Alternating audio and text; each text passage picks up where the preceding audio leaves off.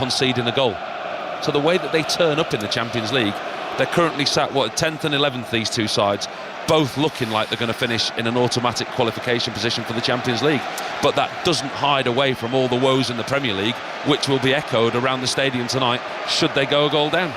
We'll keep you across all the goals as they go in the Champions League tonight, how it affects that league table as well. A stunning start to the day in the Champions League, with John Murray and Chris Sutton bringing you commentary of Manchester City's defeat away to Bodo Glimt in the Arctic Circle. Bodo Glimt beating Manchester City by 3-1. Ipswich won up on Bristol City in the Championship. Coventry won up on Millwall. We are underway at this fabulous Tottenham Hotspur Stadium, built for Champions League nights like this, but a strange atmosphere in here this evening. Dominic Solanke trying to barge his way in behind Borussia Dortmund defenders. He's bumped over Nico Schlotterbeck. That's been given as a foul, so Borussia Dortmund will have an early free kick. And Paul Robinson absolutely right about this Spurs team. The starting 11, apart from Randall Kolo Muani, is effectively the only starting 11 that Thomas Frank can name. Vicario in goal. The back four of Pedro Porro, Kevin Danso, Christian Romero and Destiny Udogie. Mickey van der Ven is suspended tonight just to add to everything else. The two 19-year-olds, Archie Gray and Lucas Bergvall, in central midfield. Then it's Wilson Odobert, Xavi Simons and Jed Spence playing in a more attacking role down the left-hand side. And Dominic Solanke making his first start of the season in any competition after an ankle injury that has been a real problem for him this entire campaign. We just had to clear some detritus off the field there. The away end away to our left is jam-packed with those Dortmund fans in the bright yellow shirts. Adeyemi's on an early burst forward for the away team. Porro's made a tackle. The ball is pinging around just outside the Tottenham penalty area. And here is a player that Tottenham are going to have to watch tonight. Felix Mecha, younger brother of Leeds United's Lucas Mecha. A beautiful, elegant footballer in that Dortmund midfield. Younger Bellingham in there as well. Joe Bellingham, the number 7, looks every inch of Bellingham too, the way he carries himself. Dortmund are building play down the right-hand side at the moment. Anton, then Koto, the Brazilian, finds Adeyemi, tries to wriggle his way past Destiny Udogie, who gets his body in the way, gets the ball off Adeyemi, plays it out here to Jed Spence. He's down by his own byline here, tries a risky little pass to Simons.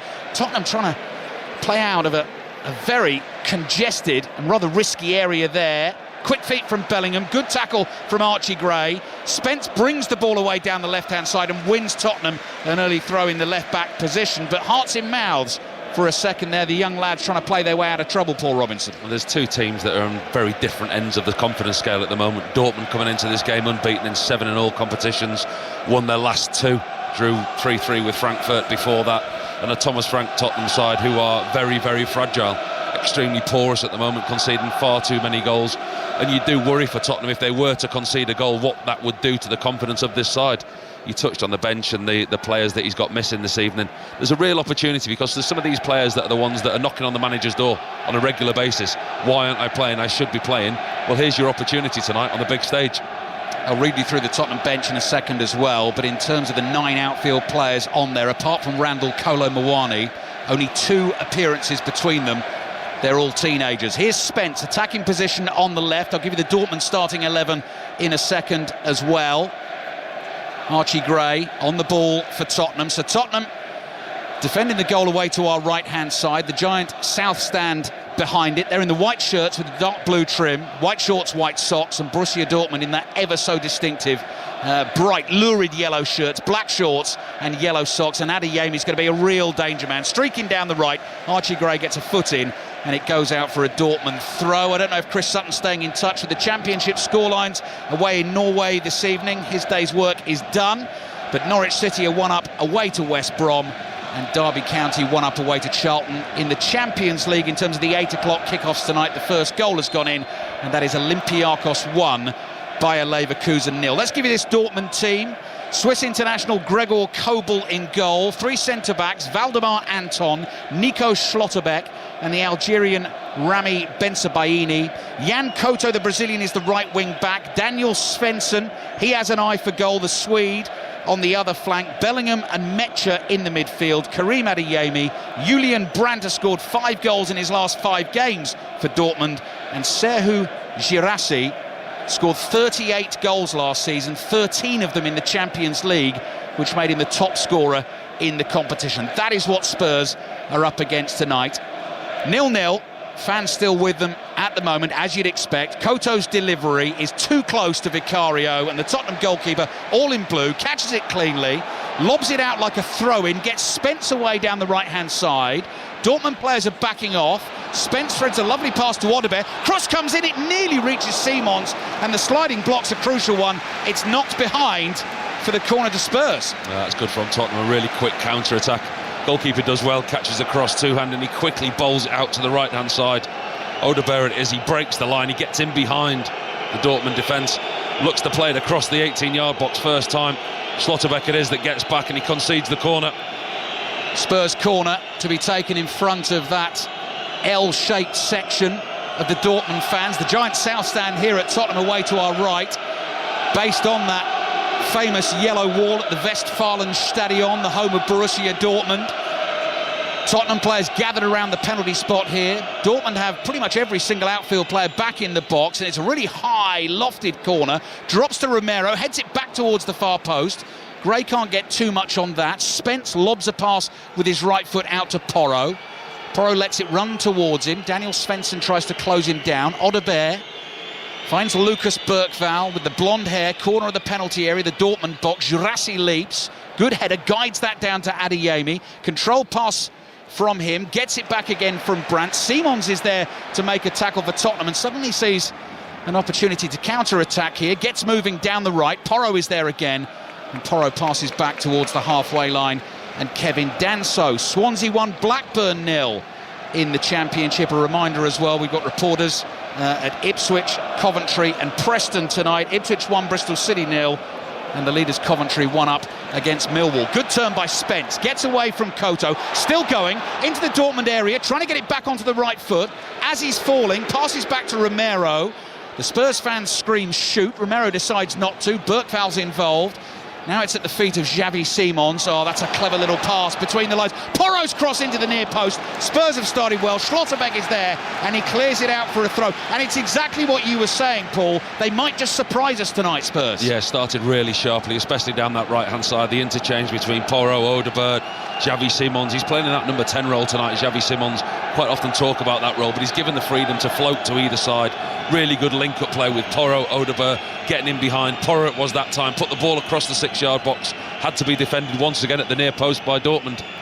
Long throw coming into the Dortmund penalty area from the right. Danso launches it high, drops in the middle of the box, headed away. Porro powers his header back out to Danso on the right. Cross comes in, Bergvall's underneath it, heads it high in the air, and that's an easy catch for Gregor Kobel. You can tell it's a Champions League night when I read out the next goal. Kylian Mbappe is on the score sheet again against his former club where it all began. Real Madrid 1, Monaco 0. So Olympiacos 1 up on Leverkusen. Real Madrid 1, Monaco 0. Club Brugge 4-1 winners away to Kairat Almaty from Kazakhstan, bottom of the Champions League table they are. And Bodo Glimt beat Manchester City by 3-1. Manchester City still sitting in that top 8 as things stand, but plenty of games to be played tonight and tomorrow. Tomorrow night we're at St James's Park. Ian Dennis will bring you commentary of Newcastle against PSV Eindhoven and Marseille-Liverpool. There'll be commentary of that on Sports Extra. What are you smiling at? I'm just laughing. Have you got your interactive table up by any chance? I've got about 3 of them up, Paul. Yeah. I'm looking forward to these. I always enjoy it when I sit next to you, seeing the table actively changing through the full evening and you trying to keep up with the game and the table. Yeah, well, a week tomorrow is the final round of games in the league phase, and that will be who's got the last game? Listen. Is it you, John, or Deno? Who's got the last one? I think John's off to Naples, isn't he? I think that's our base. So John will be in charge. I'm going to be sitting at Arsenal against Kairat, so I can just sort of sit back like you are and enjoy the chaos. This is Spurs 0, Dortmund 0. 9 minutes gone in the first half. Vicario's got the ball inside his own 6-yard box, chased by Brandt, clears it away with his left foot. Spence thought he kept that in play. It just crossed the line. He headed it in field, and that will be a throw into Dortmund. So Real Madrid 1 up on Monaco. That has them up to 3rd in the table as it stands. So you've got Arsenal on 19, Bayern on 15, Real Madrid on 15, and Tottenham, of course, and Borussia Dortmund, just because this game currently stands at 0-0, both bump up. Dortmund up to 8th, Tottenham up to 9th. We'll keep you posted as it goes. From deep, it's Bensebaini. Forward ball is intercepted on the volley by Porro. Porro sets off, having played the pass here, wants it back from Audebert. Audebert jinks his way past the Algerian Bensebaini. Tries to take it past the next man as well. He's slightly overrun that. Then he drags back Bensebaini right under the nose of the assistant referee. And that is going to be a free kick to Borussia Dortmund. 10 minutes played, 5 Live and BBC Sounds. Champions League final score night as well. That's available via your red button and the iPlayer. That's where you get our commentary and all the text and the scores and the details and everything you need. And it's Spurs 0, Dortmund 0. Paul Robinson. 10 minutes in, and Tottenham are actually getting some joy in the wide areas. They've looked better when they've attacked with the wider players, Audebert and Spence. With Dortmund playing these 3 central defenders, the 2 wing-backs of Dortmund, Couto and Svensson, they're actually having to track back and go back after the Tottenham attacking players. And that's the thing for Thomas Frank. If they can keep doing that, as in use the defenders as attacking players and force Dortmund back into areas, they're going to get a lot of joy.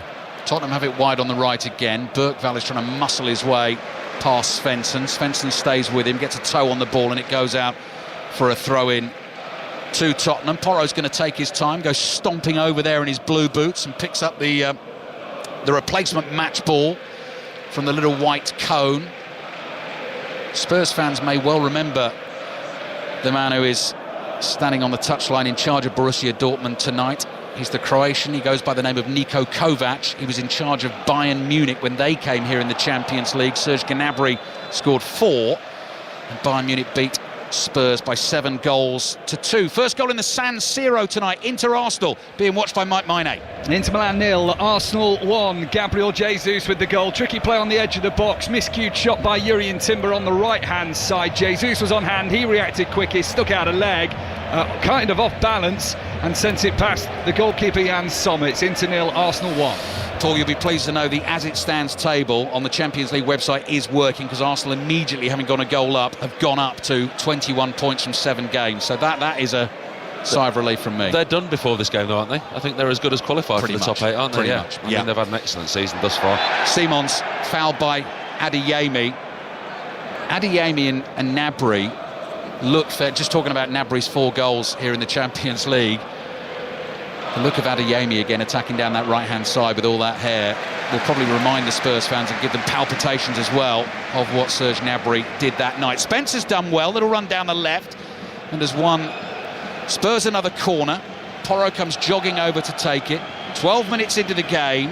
No wins in the last 5 for Spurs, just 1 win in the last 8.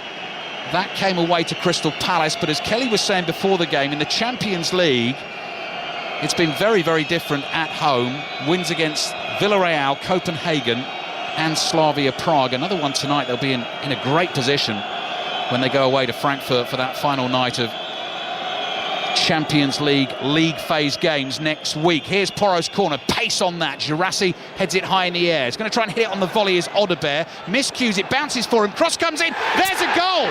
Side-footed in by Christian Romero, who's scoring all the important goals for Tottenham this season.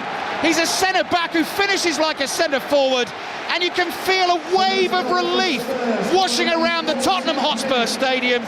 Thomas Frank barely blinks. He knows there's a long way to go, but it's a great start tonight. Spurs 1, Dortmund 0. They've started really well, Tottenham, and it's come from a set play.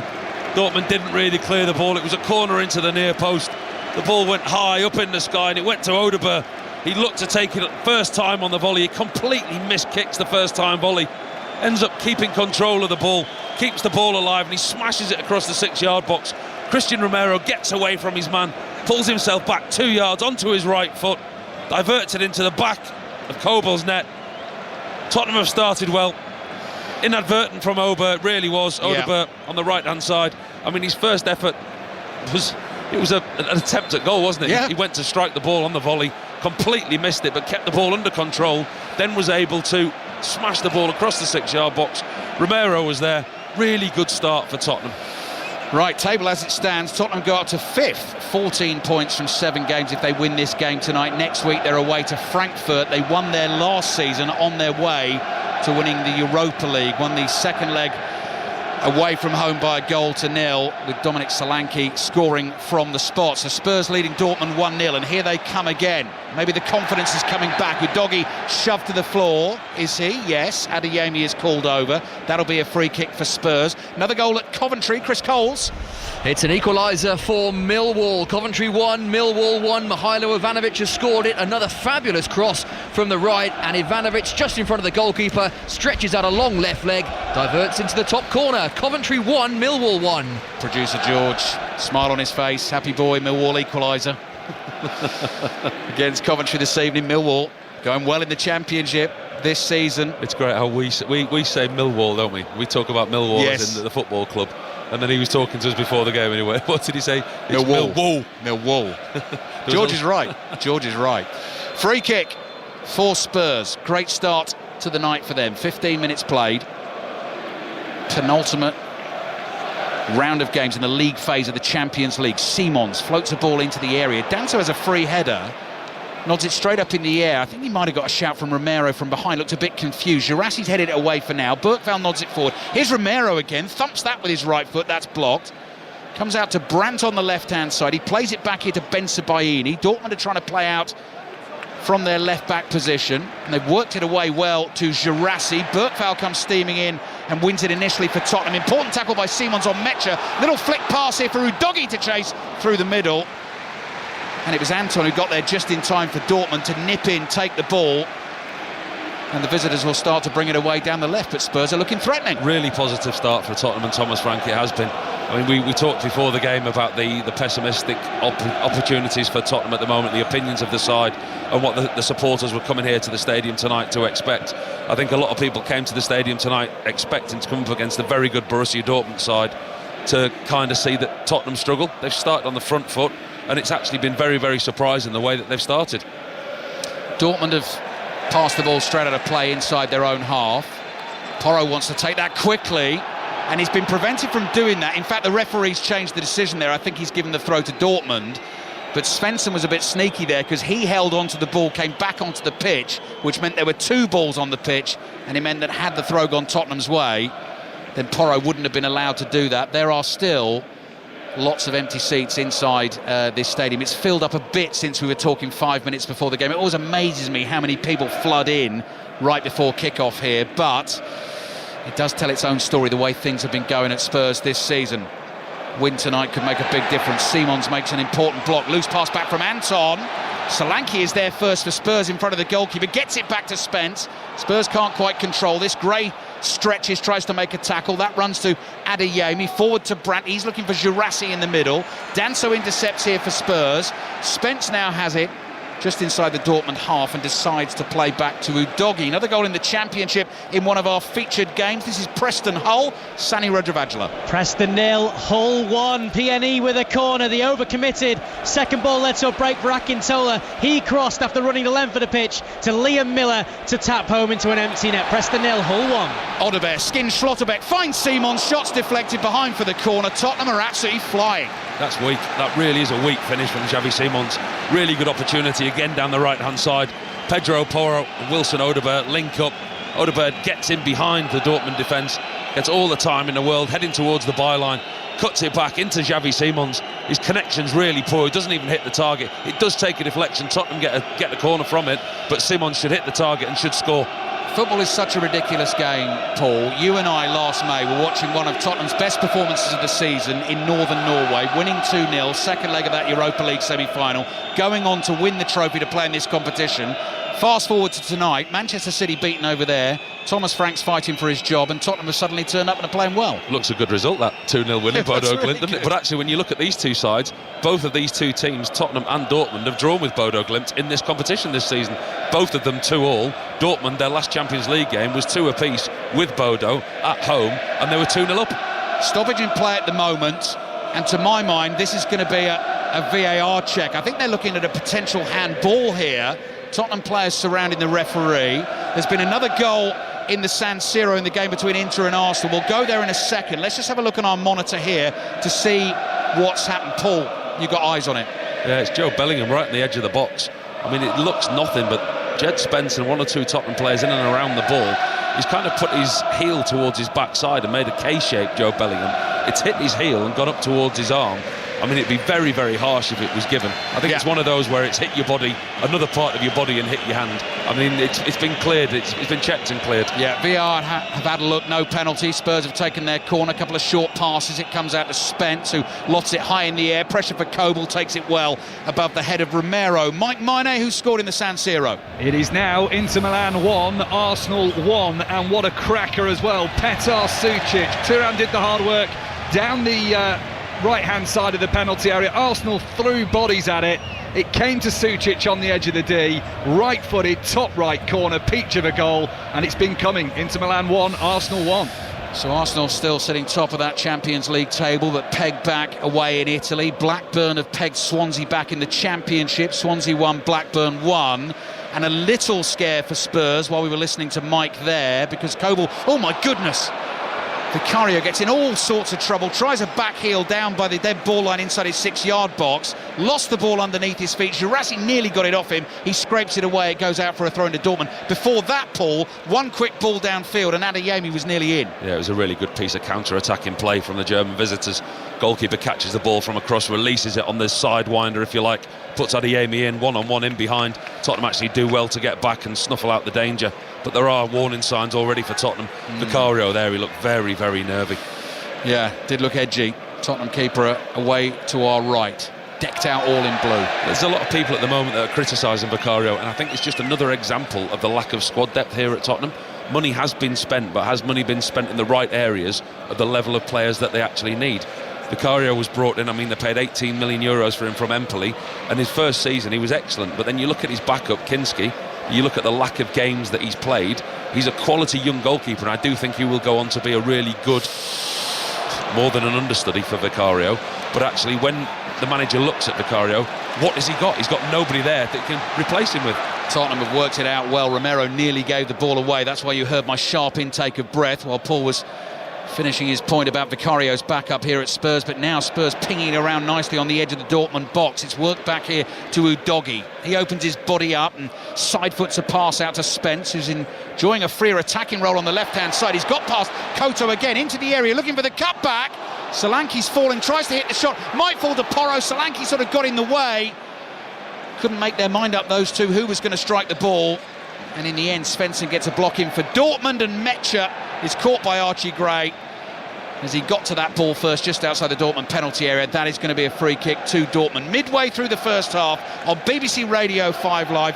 A turn-up for the books so far, you would say, with Spurs leading Borussia Dortmund by 1-0. No surprise, really. The goal scorer, though, Christian Romero, with his 5th of the season. Yeah, Porro's been a real source of success for Tottenham in the early stages of the game, down the left-hand side.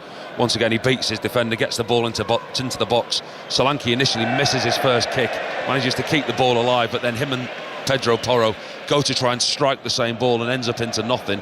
But actually, there's really encouraging signs here for Tottenham. Thoroughly expected to get to this point in the game tonight. There'll be frustration, the odd ball goes astray, and we all know what it's like when you go to a stadium or you played in a game, 1 or 2 passes go astray, you get to 20, 25 minutes in, and the hope, when the ball goes missing. But actually, there's been none of that inside the stadium yet. No, it's been very positive so far. Looking at Thomas Frank right now, who stands feet wide apart inside his technical area, arms crossed. You wonder just what he's got to do, what his team's got to do to really try and win these sceptical Tottenham fans over. But so far so good tonight. Spurs 1, Dortmund 0. Dortmund enjoying a bit of possession at the moment. Here is Schlotterbeck, who is very good with the ball at his feet. Straight pass up the middle to Girassi, who lays it off here to Svensson. Svensson runs into a white wall there. He slides in with the left boot to try and win the ball back, and he's caught Odegaard, and he's going to get the first yellow card of the night. Good defending from Tottenham. They win the free kick, and they've just got to hope they don't pick up any more injuries this evening. I mean, let's just go through that bench, actually. So Randall Kolo Muani, I mentioned, who's been left out tonight with Dominic Solanke coming in. 2 keepers. Paul's just been talking about them in terms of Antonin Kinski and Brandon Austin.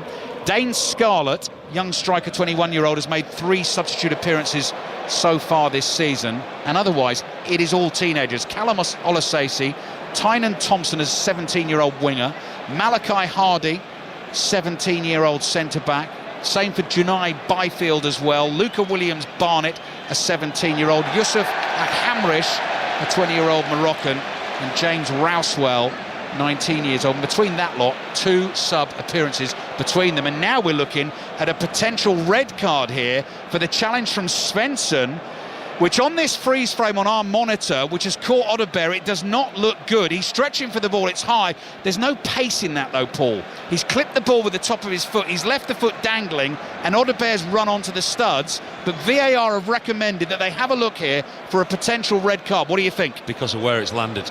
Svensson, he's gone to ground, and he's just kind of dangled the leg out to Odeberg. Odeberg gets there first, and he takes the ball away. But where Svensson's foot has landed on the leg of Odeberg, it's mid-calf to the knee. The still frame that the referee's going to see is ugly. It's not pretty, but it's all about what they think the force was. Looking at the referee, the yellow's going. It's going to be red. He's off. Daniel Svensson, one of Borussia Dortmund's best performers in all competitions this season.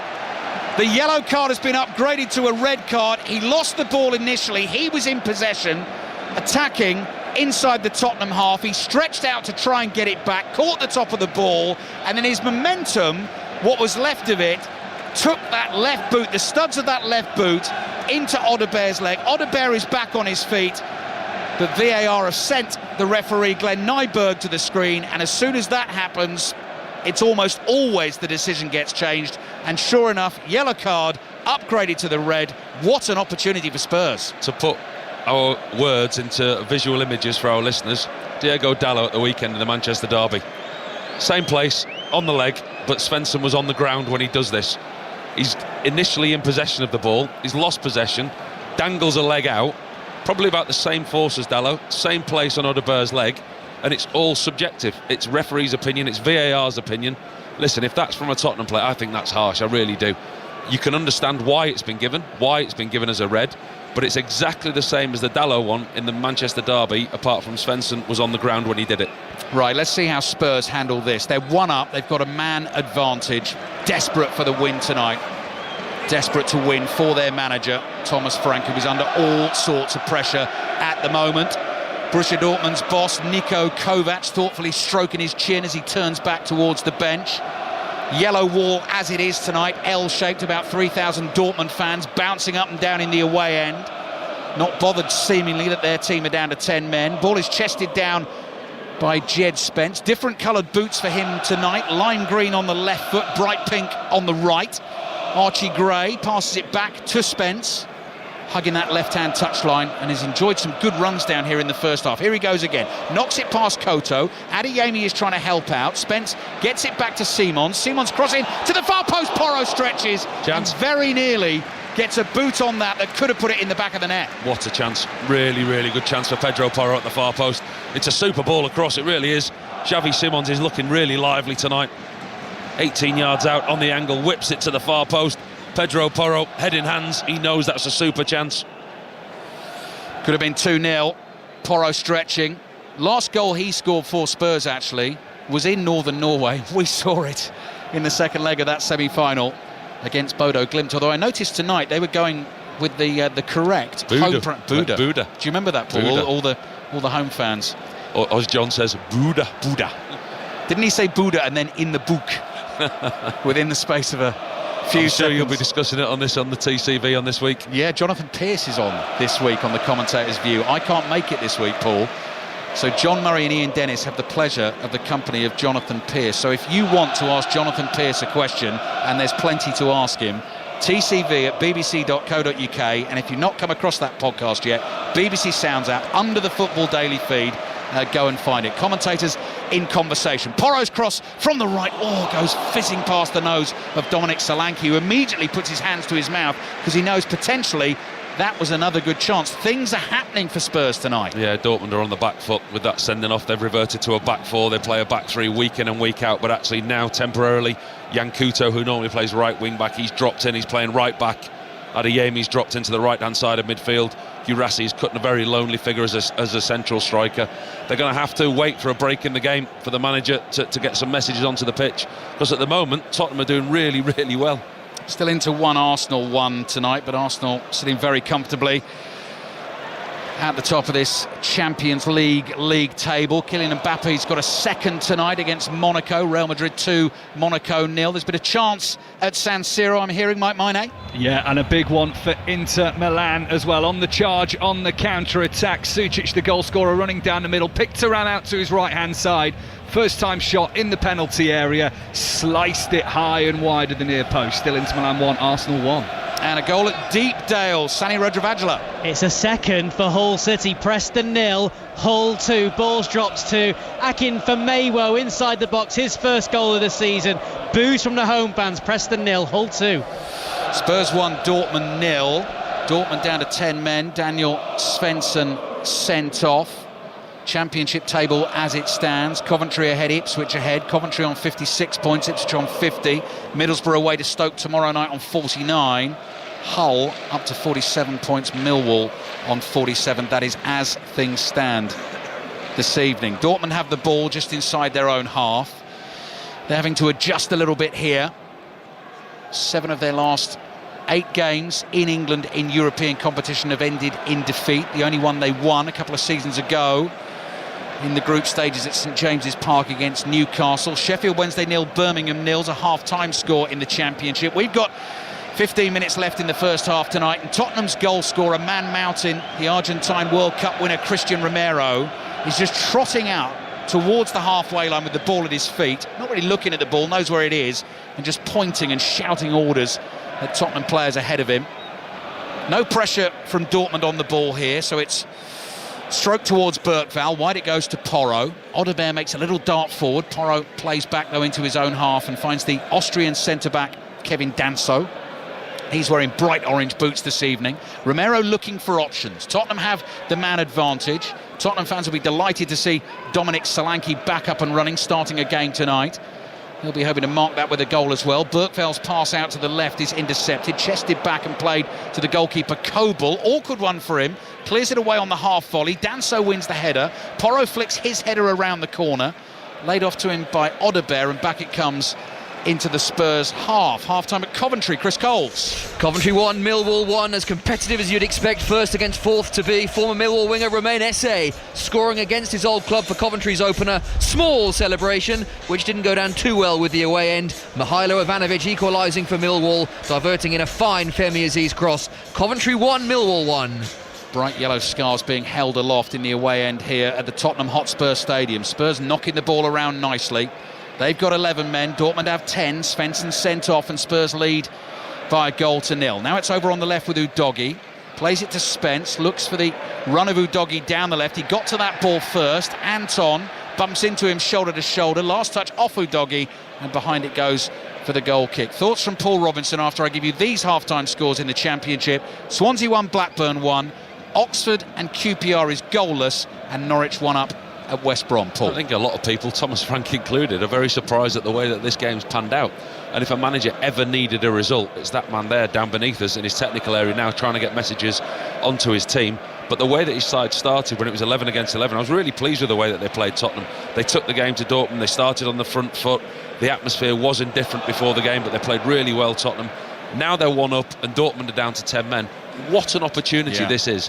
Is this a platform for Thomas Frank to kick on from here? Well, next game is away to Burnley. That's a 3 o'clock commentary on 5 Live on Saturday afternoon. Another goal in Italy, Inter Arsenal, Mike Maine. And how do you think Arsenal scored? Of course, it was a set piece. Corner to the back post. Trossard heads it across goal and actually hits the crossbar in doing so. Falls to the head of Gabriel Jesus, less than a yard out. 2 reactive goals for him, 2 for Arsenal. Inter 1, Arsenal 2. Spurs fans asking their team to push on here. A goal up and a man to the good as well. Bergvall, pass to the right to Porro. Odebear chases his pass down to the byline, just keeps it in play, but Brandt sees his opportunity, gets there to the ball, clears with his left foot, only as far as Danso, brings it down on his right thigh. Gerassi's not bothered about making a challenge. Can Tottenham find the right pass? Can they find a way through, get themselves 2 up by half-time? Next break in play will take you to Portman Road. The half-time whistle has blown there. I can see Derby are 1 up in the Championship tonight, away to Charlton. Here's Spence back to Udogie. Patient stuff from Tottenham here, just in front of the halfway line. Romero receives the ball, straight pass from him to Simons, immediately prods it back to Gray. The thing for Tottenham now, it's about keeping the pace and keeping the tempo. They're obviously going to have a lot of possession in the game, but it's possession without purpose at the moment. They're just recycling the ball for recycling's sake. Actually, they now need to pick that up and go on and try and win the game. Porro's cross, glancing header from Solanke, falls at the feet of Spence. Another cross comes in beyond Solanke, headed away to the edge of the box. Danso nods it forward, volleyed away this time by Mecha, and it falls at the feet of Romero. Still there twirling those scarves in the away end to our left. Romero wants options, has an option. Porro speeds into space on the right. Low cross, looking for Simons in the middle.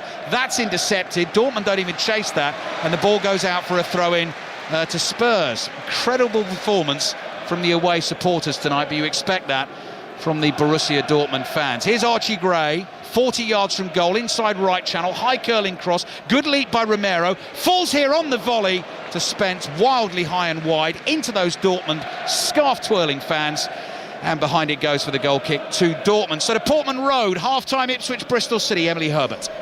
Ipswich 1, Bristol City 0. Jack Clark the difference, picked up the ball on the halfway line, surged down the left flank, dropped a shoulder inside the box and drilled it low into the bottom right corner. Fantastic goal. Azon should have doubled it, going close from point blank range just before the whistle. Half time, Ipswich Town 1, Bristol City 0. Romero wins the next header for Spurs. The ball drops to Julian Brandt, played back into the Dortmund half. Longer ball from the back, looking for the run of Adeyemi, who doggies got it covered, nods it down. Romero steps in for Tottenham again. Low pass to Porro, and Tottenham will start to build from the back. Half-time at Deepdale, Sani Rajavajla. Well, Preston are staring at a third successive defeat, all at home. PNE 0, Hull 2. Akintola racing down the right on the counter, setting up Liam Miller for a tap-in, and on 45, a recycled Hull corner, ball drops to McBurney, and he tees up left-back Akin for Maywo to side foot home. Booze at the break, Preston 0, Hull 2. Spurs with the ball at Christian Romero's feet. One game in League One tonight, by the way. Stevenage 0, Bolton 0 at half-time. Here's the flying winger for Spurs, Odegaard. Brilliant 1-2. Odegaard bursts into space, crossing. Solanke! In off the post, he scored! Tottenham have their second before half-time. It was awkward for Solanke that the ball was just slightly behind him, but he managed to get a right boot on it. He is absolutely overjoyed. So are the Spurs fans. They've not seen it for a while. Solanke's first goal of the season. Spurs 2, Dortmund 0. Oh, he's a lucky boy, Solanke. He's really lucky. He nearly made an awful mess of that. That was potentially the miss of the season. Super play from Tottenham again. Down the right-hand side, Pedro Porro and Odegaard have been absolutely superb tonight. They're breaking down that Borussia Dortmund defence at will. It was a brilliant 1-2. Odegaard sets himself free. He's in the 18-yard box. He's got so much space. He finds Dominic Solanke 4 yards from goal inside the 6-yard box. It's slightly behind him. He plays it off his right foot onto his left foot, back onto his right foot, and what should have been a one-touch tap-in from 3 yards, he's taken 3 touches. It's got off the inside of the post, and it could have been the miss of the season, but Spurs are 2 up.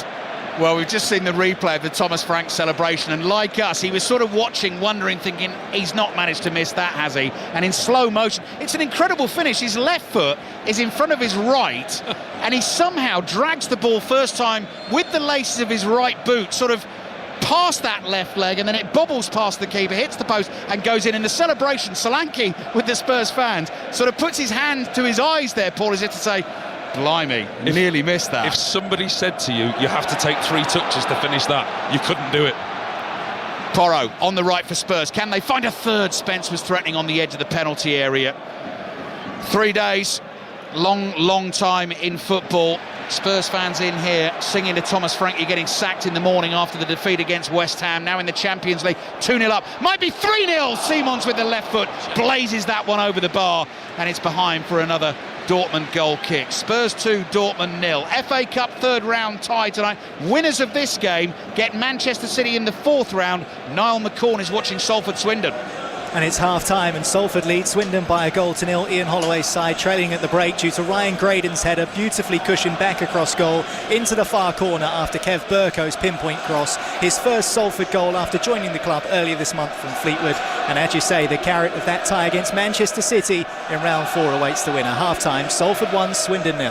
Right, just watching a replay of the Solanke goal again. It's a back heel from his left foot, which is in front of his right, then accidentally hits the laces of his right boot and heads towards that corner of the goal. You couldn't do it if you tried. You could not do it if you tried. Messi couldn't do it. Ronaldo couldn't do it. Pele couldn't do it. You could not. Paul is absolutely right. That is a freaky finish. Spurs fans will not care. Spurs 2, Dortmund 0. Manchester City beaten in the Champions League, away to Bodo Glimt in the 5:45 kickoff. I hope you heard that on 5 Live and BBC Sounds. If you missed it, of course, you can go back and listen again on the app. And latest scores in the Champions League tonight. League leaders Arsenal winning again, 2-1 away to Inter. Olympiacos 1 up on Bayer Leverkusen. Mbappe scored twice for Real Madrid. They lead Monaco 2-0. And here comes Spurs again. Odegaard has been stopped in his tracks by Bensebaini, but he's given the ball away. And Dortmund bit all over the place at the moment. Bellingham slides in, makes the tackle, and the last touch apparently comes off Bergvall and goes out for the throw-in to Borussia Dortmund. Niko Kovac, it looks like, might make a change before half-time. 5 minutes left in this first half. Spurs 2, Dortmund 0, and that was Julian Ryerson who he was talking to there, the Norwegian. Maybe he thinks there's something in the Norwegian blood tonight, Paul, in terms of the football and the Norwegians have played after Bodo Glimt's win against Manchester City. But Dortmund are in trouble. Spurs 2, Dortmund 0. Another chance at San Siro. Mike Maine. Another chance for Inter to get level, and pretty much a carbon copy of the one that Thuram had earlier. Blistering pace on the counter-attack. This time Luis Enrique steaming down the right-hand side, gets into the penalty area and slices it high and wide of the near post. Arsenal have a corner here. Sommer punches that away. It's cleared away from the 18-yard box. Inter Milan 1, Arsenal 2. Adeyemi's given the ball away, gives Tottenham another chance to attack. Simon's pass is casual, it's intercepted. Metcha's clearance is blocked. Bundles off Solanke again, finds Simons, who was a little bit slow there. Metcha's desperately trying to win that ball back. Puts in a good effort to try and do so. Eventually Simons has it again for Tottenham, but it feels like Dortmund are there for the taking. Runners ahead, looking to get on this Archie Gray pass. Porro is on the floor as he brings it down, but manages to get it to Odegaard, who shoots straight at the goalkeeper, Kobel, who clutches the ball to his chest with both hands. Paul Robinson. They're persisting with this really high line, Dortmund. They've been exposed so many times down Tottenham's right-hand side, Dortmund's left-hand side. That time it's just a simple ball over the top. Pedro Porro gets in behind. First touch slightly lets him down, but he's got support in and around him from Odegaard. Tests the goalkeeper. Really lively from Tottenham. It's everything that they haven't been in the Premier League. Does feel like things have gone Spurs' way tonight. You think about the first goal, the Odegaard mishit that actually turned into a decent chance for him to put the cross in to get that first goal. Svensson then sent off. You know, you can watch that decision on the Champions League highlights on the BBC tomorrow night on BBC One on the iPlayer as well. Referee sent to the screen for that one. He initially gave it as a yellow and upgraded it to a red, and then the Solanke finish really is quite something. But Spurs lead Dortmund 2-0. Here's Bellingham just outside his own penalty area for Dortmund, and he's hustled out of possession here. Simons has it. Anton goes charging in. He's over-eager to win that ball back. He knocks Simons over, and that'll be a free kick for Spurs. They're getting every decision. Everything's going their way, but they're actually earning it, Tottenham. They're on the front foot. They're closing down. They're trying to get the ball back. Yes, they're dominating possession, as you would expect to against 10 men. But what they do is when they lose it, they're in a really good shape. I mean, they've obviously not had a lot of time since the weekend's game and the weekend's result to turn the formation around, to turn the system around. But this is night and day compared to what I saw at the weekend. Yeah. Absolute night and day. Have a guess who scored for Napoli away to Copenhagen this evening? I'll give you a clue. Rasmus Højlund, by any chance? No, he's Scottish. Oh, McTominay. Again. He was brilliant. I saw their game last week at Inter in the San Siro. Scored 2 and he was fantastic. Has he got another one tonight? He has. Copenhagen 0, Napoli 1. Chelsea there next week. I'll tell you what that means for the table in just a second, but McTominay scored. Can Spurs get a third before half-time? Porro's free kick into the area, just beyond Romero. Stretching, trying to get that header back across goal, couldn't do so, and can only knock it behind for the goal kick. So we've got 90 seconds plus added time remaining at the end of what has been a really encouraging first half for Spurs. He's having a super season again, Scott McTominay. I know we talked about him last season. They've been nominated for the Ballon d'Or, but actually what they're doing under Antonio Conte again, they like Tottenham at the moment. They've got so many injuries, but they're still there and thereabouts, challenging at the top of the league. Inter are clear in Serie A at the moment, doing extremely well. But Scott McTominay and Napoli, they keep knocking on the door, and in the Champions League, they're going to be a difficult opponent for somebody. Napoli 16th in the table, a goal up away to Copenhagen. Table as it stands, Arsenal are winning away to Inter, so 7 wins out of 7, clear at the top on 21 points. Bayern and Real Madrid in second and third. Tottenham at the moment up in 5th spot. Here's Spence on the left-hand side, and a real opportunity to press on and win this game. A vital win in terms of this competition, of setting them up for a big game away to Frankfurt next week and try to automatically qualify for the last 16. But it could mean so much to Thomas Frank as well. Romero scoot past, looking for the run of Spence, who's done really well down that left-hand side. Flag goes up for an offside here. That'll be a free kick to Dortmund. This first half could not have gone any better, really, Paul, could it? Everything that you'd have wanted, Thomas Frank. Obviously, Dortmund going down to 10 men didn't really affect the game, in all honesty, because Tottenham have been dominant from the start. What he's set his team out to do tonight, every message that he's given them, they've performed, and they're going to go in now at half-time. The fourth official down beneath us, as you're probably hearing on our FX mics, 3 minutes added time. But what Tottenham have done, they've been superb in this first half. But this next 45 minutes is key. Not just key for this game, but it's key for him and his future, because they've done so well. We've discussed it before the game, and everyone's split opinions on whether he should be here or shouldn't be here.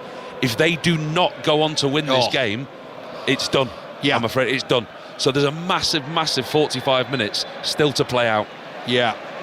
If you think you heard an unhappy stadium after a defeat on Saturday here when you were listening on 5 Live. No, I know, Paul. I know glass half full. Yeah. But you can imagine the feeling with 10 men. If Dortmund gets something from this game, it's disaster for him. Well, I think also, Paul, it's how football fans feel. So Spurs, they'll almost be feeling this is too good to be true. As in, we've been so poor recently, and they've almost given up on well, they have given up, loads of them, on Thomas Frank. And then they turn up tonight and see this, and as I've been saying, things have fallen for them this evening, but you've got to take advantage of that. Away to Burnley on Saturday, you can hear that game on 5 Live, and then next Wednesday night away to Frankfurt in the Champions League. They've taken a free kick here across to Udogie, so 3 minutes of added time at the end of the first half. Archie Gray on the ball for Spurs, but no one coming towards him. He's just inside the Dortmund half. He plays it across the halfway line to Danso, back to Gray, and now he uses Romero. Dortmund conserving energy, keeping their defensive shape, down to 10 men. And Tottenham quite happy at the end of this first half just to walk it about.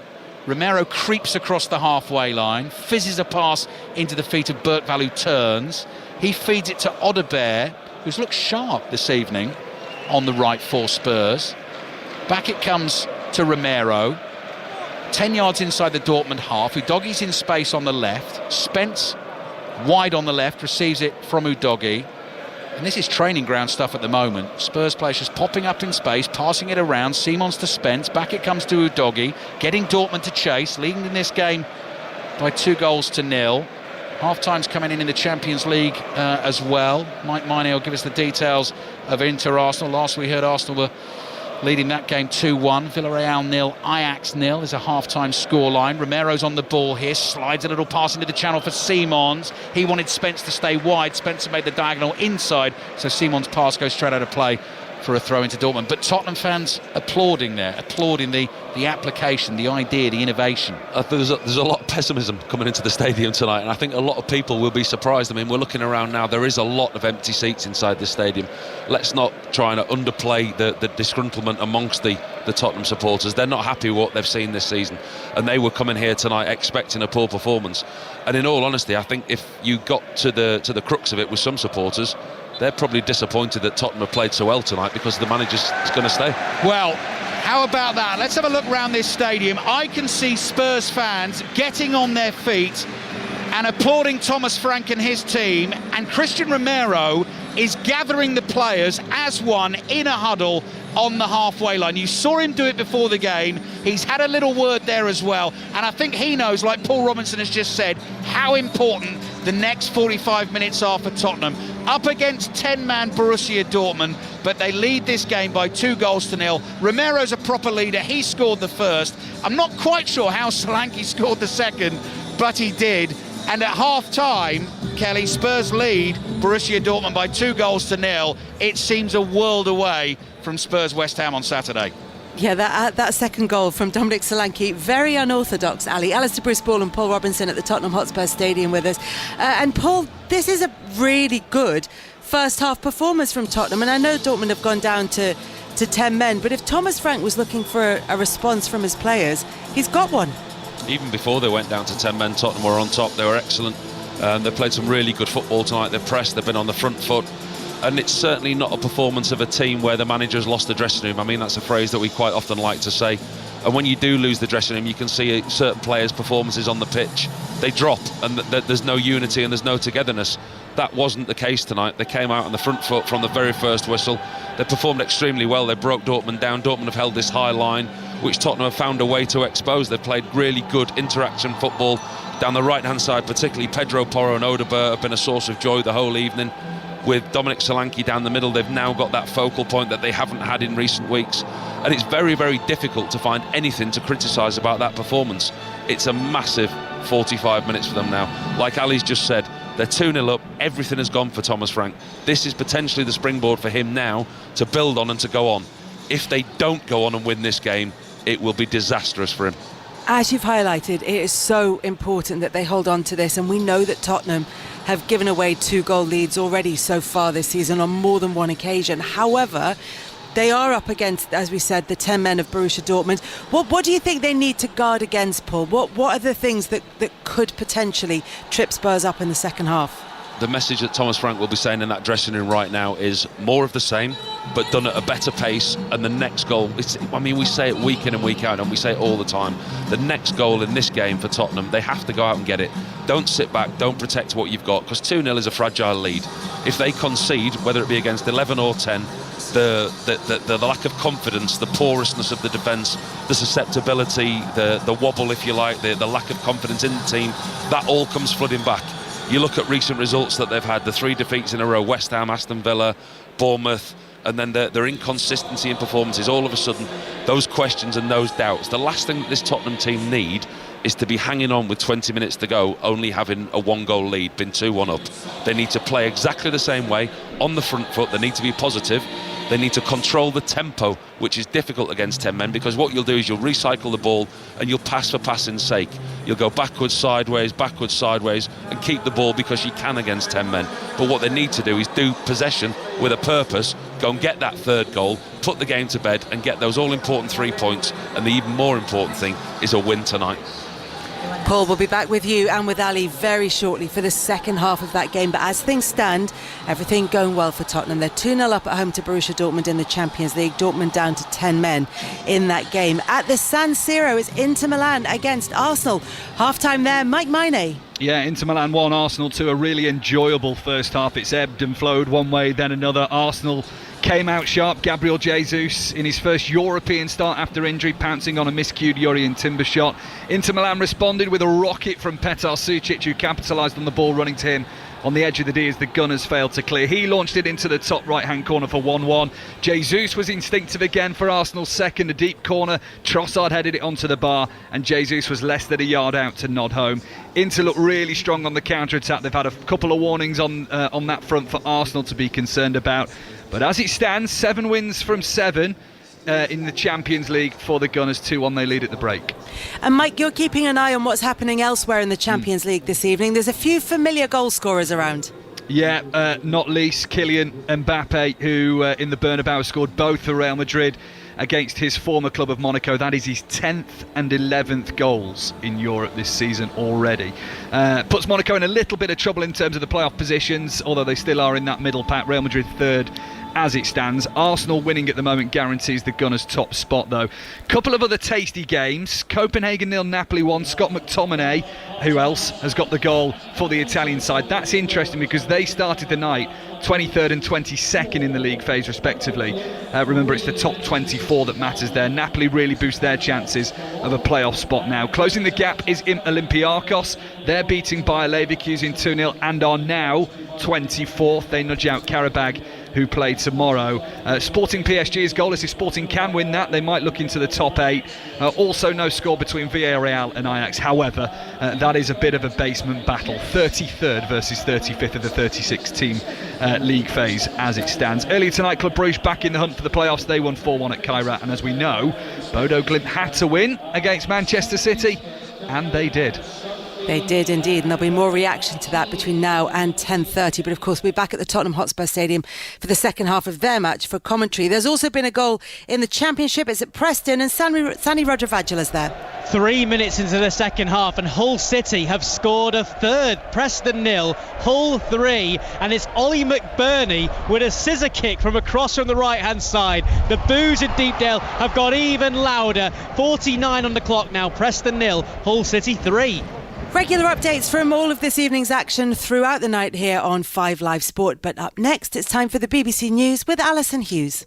The voice of the UK. This is BBC Radio 5 Live. President Trump has said he believes the United States and NATO will come to an agreement on the future of Greenland that will satisfy both sides. He was speaking during a lengthy news conference in the White House, marking the first anniversary of his return to power. He again insisted the US needed Greenland for security purposes, and when asked how far he would go to get it, said, "You'll find out." In the past 24 hours, President Trump has made a series of attacks on European leaders who failed to support his desire to buy Greenland. He's also criticised the UK's deal to hand the Chagos Islands to Mauritius. Downing Street said officials wanted to have discussions with the US administration to remind them of the strength of the agreement. President Trump was asked whether he'd changed his mind about the deal. When they originally were going to do it, they were talking about doing some concept of ownership. But now they're looking to essentially just do a lease and sell it. And I'm against that. You know, it's a reasonably nothing like Greenland, but it's a reasonably important area of the globe. Not to anywhere near Greenland, but I think they should keep it. I don't know why they're doing it. Do they need money? Earlier, the French President Emmanuel Macron accused the US of attempting to weaken and subordinate Europe after Donald Trump threatened to increase trade tariffs on countries opposed to his ambition to take over Greenland. France's Deputy Minister for Europe, Eleanor Carriot, says the EU and the UK should be prepared to respond. We don't want to respond to blackmail with blackmail, but if it comes to that, we have the leverage. We're a huge market for US products. We're a huge markets for US companies, in particular in new technologies, and we don't want to get there. But if it comes to that, we will do everything to defend freedom, sovereignty, and EU territory. Cheshire Police say they're disappointed the Crown Prosecution Service has decided not to charge the child killer Lucy Letby with more crimes. The force had asked the CPS to consider prosecuting 9 additional cases of murder and attempted murder of babies. And Russell Brand has appeared in court via video link, charged with 2 further sexual offences, including one of rape. The comedian and actor has previously denied 5 sexual offences. He was granted bail and is due in court next month. Your January is about to slam. With Radio 1 Breakfast. I've got your chance to win tickets to Lord's for the 100 Finals Day. Radio 1 Breakfast with Greg James. Listen on BBC Sounds. And tell your smart speaker to play Radio 1. This is 5 Live Sports, the Champions League with Kelly Cates. Listen on BBC Sounds. Welcome back to 5 Live Sport. Tottenham are 2-0 up against Borussia Dortmund at the break. We'll be back there for the second half very shortly. Earlier today, Manchester City were beaten 3-1 by Norwegian side Bodo Glimt in the Arctic Circle. City have now won just 2 of their last 7 matches in all competitions. Here's Pep Guardiola. I know how good a team they are. I don't underestimate them just for the fact it's maybe not much I know, but the semi-final last season Europa League, and they were fresh in mind, and we arrived in some departments, you know, without important players, and you know, back obviously give you the consistency to the team, and they are a little bit fragile like they were last season in certain period, but how they fought and 10 against 11, and a lot of players make a step up, and yeah, had to change the dynamic quick. Next game against Wolves, and after the last game against Galatasaray, and waiting the players can come back step by step. So is it fair, Pep, to say you're not too worried that this is one of those results that can happen in this competition, in these kind of scenarios? No, I don't have any doubts in this competition. Even the primary competition is nothing for granted. So that's for sure. So, listen, the players, when United beat us, so they were better. Today, okay, it was momentum that they punish us, but the team was there, and we create the things in the corners and some action that miss for something, and they for transition, they're really good. That was Pep Guardiola after Manchester City's defeat in the Champions League earlier tonight. There's been another goal at Ipswich. Emily Herbert. And Ipswich double their lead. Ipswich 2, Bristol City 0. And it's Jack Clark again. Little to do this time. On a plate for him from Azon on the right-hand side. Slid it in to the bottom left corner from inside the penalty box. Ipswich 2, Bristol City 0. We'll be back at the Tottenham Hotspur Stadium very shortly, but we're going to head from London to Melbourne as Gigi Salmon rounds up all the latest action from the Australian Open.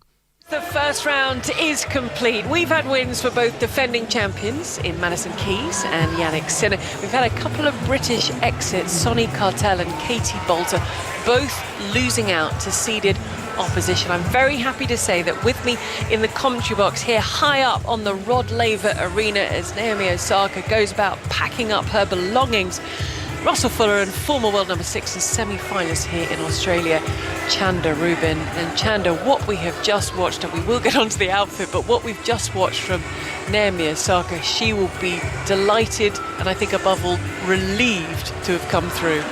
We saw exactly why Naomi Osaka has become a multi-champion, multi-Grand Slam champion, and it's because when things get the toughest, she seems to find something a little bit deeper within, and she needed to do that tonight. You never know. First round match, you don't necessarily expect to have to go that deep.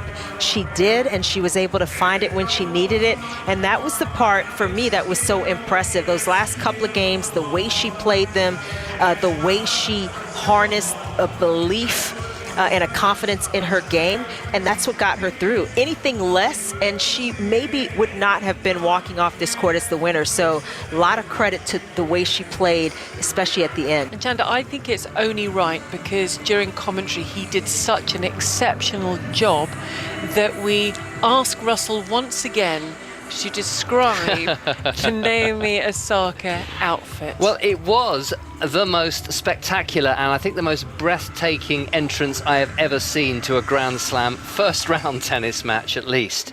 She came on holding a white umbrella with a butterfly on top. The outfit she was wearing was dominated by this white wide-brimmed hat with a veil which extended into a wedding train that you would quite possibly be wearing on your wedding day. It was dramatic, and that's before I even start to try and describe the turquoise dress with its tassels.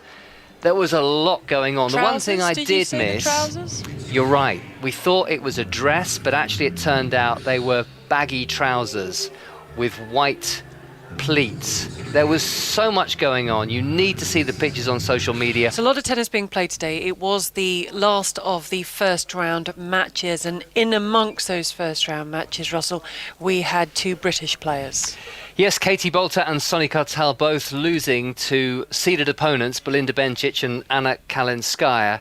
Cartel was very much holding her own with Kalinskaya, who's a very powerful player, and Cartel was dealing with it well, and it was very tight. Went to a first set tie break, and Cartel was a mini break up and then threw in a double fault, and it ran away with her after that. Lost the tie break, lost the second set by 6-1. So even though she was lower ranked, disappointing, I know, for her, given that she made such a good start to the season and nearly made the semi-finals in Auckland.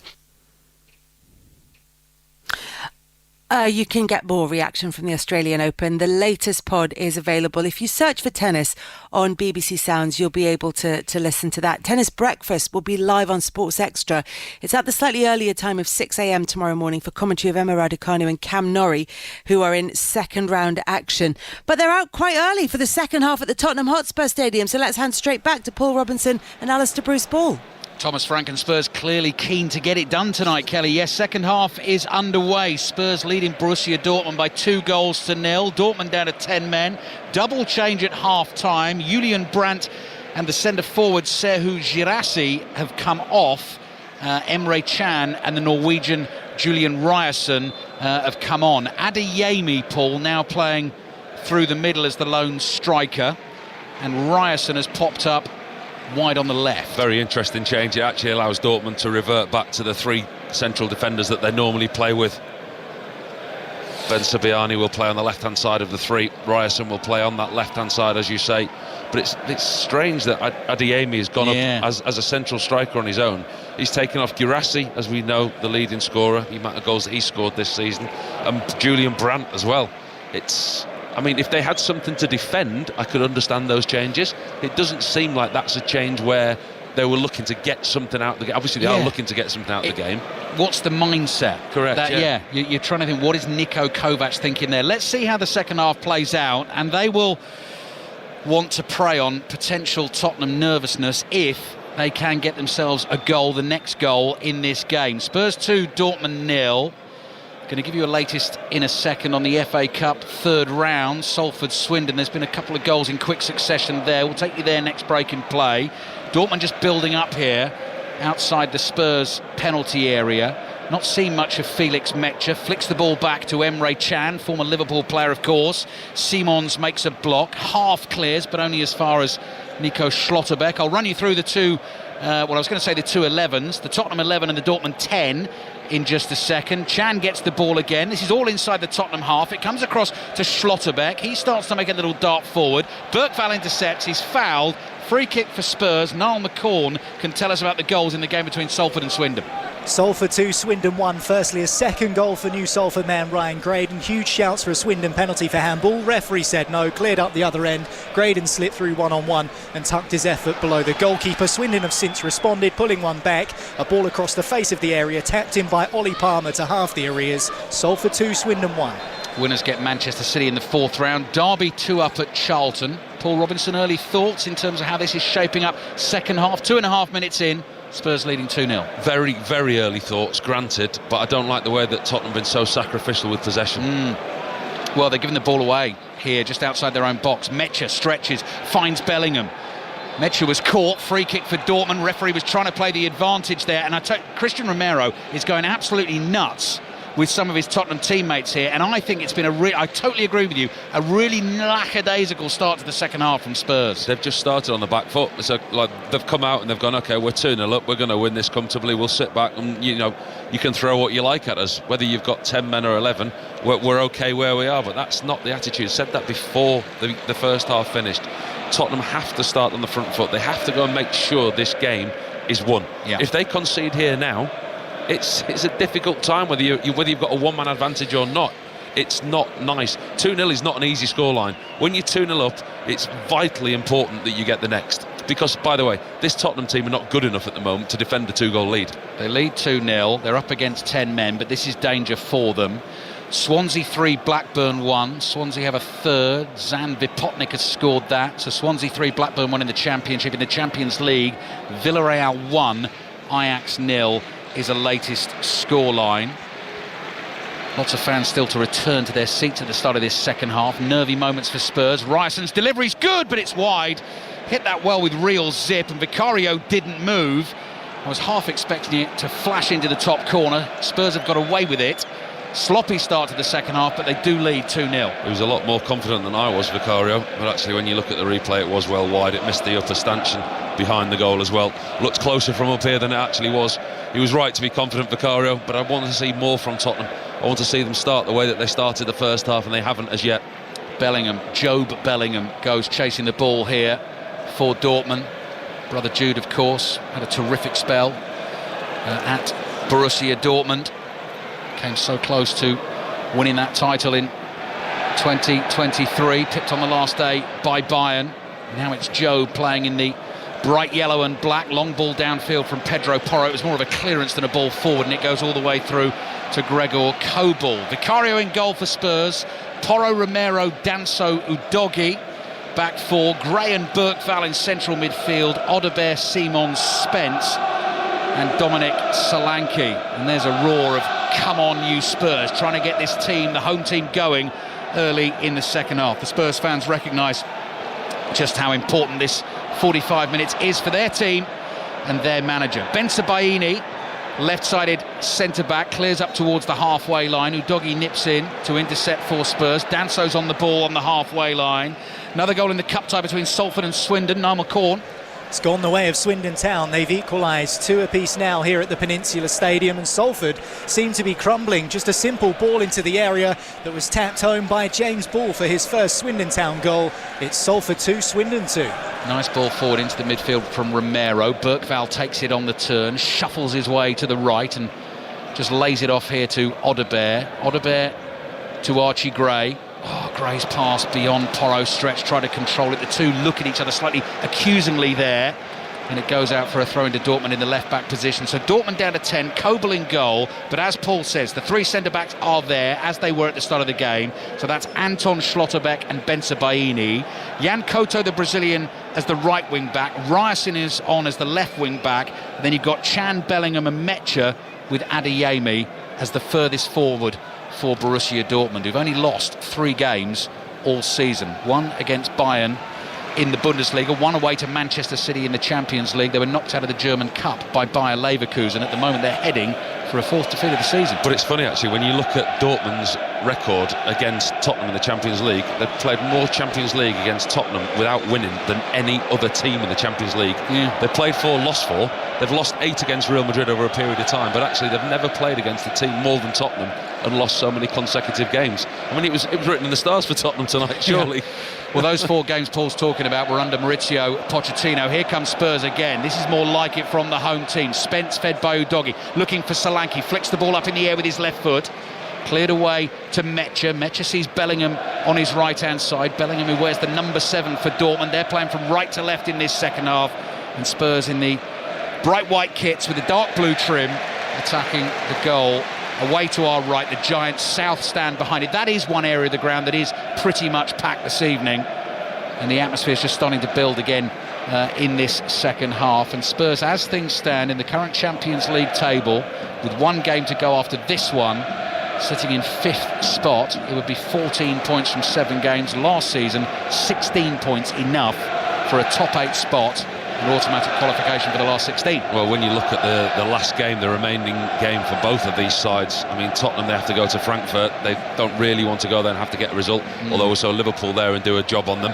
Actually, Dortmund, they're at home to Inter Milan, who are top of Serie A at the moment, so they've got a really tough job after this evening. Yeah, which makes you wonder about the changes at half-time and the way Niko Kovac is thinking. Bergvall has been fouled there by Emre Can. It was a lovely little chop back inside, and he is hurt there, he's hobbling away. But Spurs have won themselves the free kick. Another excellent night of Champions League football on the way tomorrow night. Big game for Newcastle at home against informed PSV Eindhoven. Long unbeaten run recently in the Eredivisie. They've had some big wins in the Champions League as well against Napoli and Liverpool, of course. Liverpool's game on Sports Extra tomorrow night. Full commentary on Marseille-Liverpool. And Liam Rossini gets a first taste of the Champions League as Chelsea boss. They're at home against Paphos. We'll have updates on that. Spence has the ball on the left for Spurs. Udogie wanted it early. It comes back to Simons. Good movement. Hits the shot. Sliced high and wide. And behind for the Dortmund goal kick. So 9 minutes gone in the second half. And it's just picking up for Spurs after a sloppy first 5 minutes after the break. They lead Dortmund 2-0. That's better because they started really slowly, Tottenham. And worryingly, actually, Bergvall just beneath us. He's hobbling around in the middle of the pitch. He's picked up a knock, Bergvall. He's played extremely well. Him and Archie Gray, they've kind of anchored that midfield at the moment. But he doesn't look comfortable. They started sloppily in the second half, Thomas Frank's side, and he's been out the edge of his technical area, probably getting the message onto the pitch. What did I just say at half-time? Because this isn't what I wanted. Yeah, Bergvall is not moving freely. We read out that Tottenham bench in the first half in terms of outfield players other than Kolo Muani. Dane Scarlett, who's played a little bit, who's 21. It's teenagers with 2 substitute appearances between them. Van der Ven is suspended tonight. I make it 13 potential first-team players that Thomas Frank is missing this evening. 3 of those not in the Champions League squad for the league phase. Matthias Tell was out, then in again, then out again. He's unavailable. Conor Gallagher as well. No Dragusin either, who could have played in the back line if required. We'll keep it now. Bergvall is really struggling. He can barely move, and that is no good in his central midfield role, where he's going to have to do some chasing. So what's Thomas Frank thinking about that? I can see him surrounded by his coaching staff there. They're in discussion. I mean, is it? I don't know who you bring on there. We'll have to wait and see. Tottenham have won the ball inside their own half. Porro just prods it down the line for Odebear. Odebear just tries to knock it past Schlotterbeck here. He gets a foot on it, knocks it out for a throw into Spurs. Attacking position on the right. 35 minutes to play. Have to win this game tonight for Thomas Frank. That's the most important thing, really, in terms of outcome of the game, but also to put themselves in that top 8 going into the final round of group fixtures, league phase fixtures next week, although obviously more games in this round of fixtures to be played tomorrow, so we'll have to see where Tottenham end up. They'll do everything they can here, Paul, to keep Bergvall going, but it was the tackle by Chan. He chopped inside Chan, caught on the left ankle, and he has not been moving well, has he, for the last couple of minutes? I think he's been trying to do everything that he possibly can himself to keep going. You can see he's the type of player that wants to stay on the field, isn't he? He doesn't go down just for the sake of it, and he's been struggling, as you said, the last 2 or 3 minutes. Thomas Frank in deep discussion with his coaching staff. You look at that bench, there's not a lot that jumps out at you, is there? I mean, Kolo Moani is probably the only senior player, Dane Scarlett there, whether he has to chop and change it or not. But listen, this is how youngsters get their opportunity. You know, through injury, illness, suspension, somebody might get an opportunity to come on tonight. Which was the game, the Manchester United game? Marcus Rashford announced himself, didn't he? There was a late dropout that night, and Rashford started in the Europa League game, came on, scored a couple of goals, and woof, away he went. Bergvall has hobbled his way to the edge of the pitch. He's hopping up and down at the moment. He's describing to the physios the contact he took, and they're just going to see if he can have a little, see if he can run it off, as they say, Paul, up and down the touchline. So Tottenham down to 10 at the moment. Bergvall wants to come back on. They've taken their throw. Adeyemi goes hurtling after the ball here. Vicario passes it out to Christian Romero. The rain is now falling in North London, and your eye is constantly caught by these fabulous Borussia Dortmund supporters who go far and wide with their team. They've seen great success down the years, some fabulous times in this competition. Tonight their team's up against it, but still singing, hands clapping, scarves twirling, some held aloft taut as well. They're a great club to watch in European football. Vicario passes the ball out to Danso. Danso wasn't quite sure what to do there in the right-back position. Finds Porro. Odebear's received it with his back to goal inside his own half. Norwich are 4 up at West Brom. They've scored a couple of goals in quick succession late in the second half there. Real Madrid have a third at home against Monaco in the Champions League tonight. That's not Mbappe's hat-trick, though. Franco Mastantuono has scored that goal, and Schlotterbeck is now down for Dortmund, and he's in some pain, so he's lying on his back in the middle of the pitch, and he's got his hands clasped over his face as well. Oh yeah, took a knock there in the challenge with Solanke, howled with pain, and he's down on the floor at the moment. Another goal in the FA Cup. Some game this tonight. Salford against Swindon. Niall McCorn. A brilliant game, and the lead retaken by Salford City, and it's a sweet free kick from the left foot of Luke Garbutt, swung in low off of the base of the post and in past the Swindon goalkeeper Connor Ripley. They lead by 3-2. Real Madrid have a fourth. They lead Monaco by 4 goals to nil. That's a Thilo Kehrer own goal. Charlton have a goal back at home against Derby. Charlton 1, Derby 2. Up to date with everything. What's going on in the San Siro? Inter Arsenal tonight, Mike Maine. Yeah, nearly played an hour here. Inter Milan 1, Arsenal 2. Eze had a shot, left foot, edge of the D, but it was a comfortable save in the end for Jan Sommer. Lautaro Martinez went down in the box at the other end. No penalty given. Seems he was looking for the contact, and Thuram has just hit one down the throat of David Raya in the Arsenal goal. So still Inter Milan 1, Arsenal 2.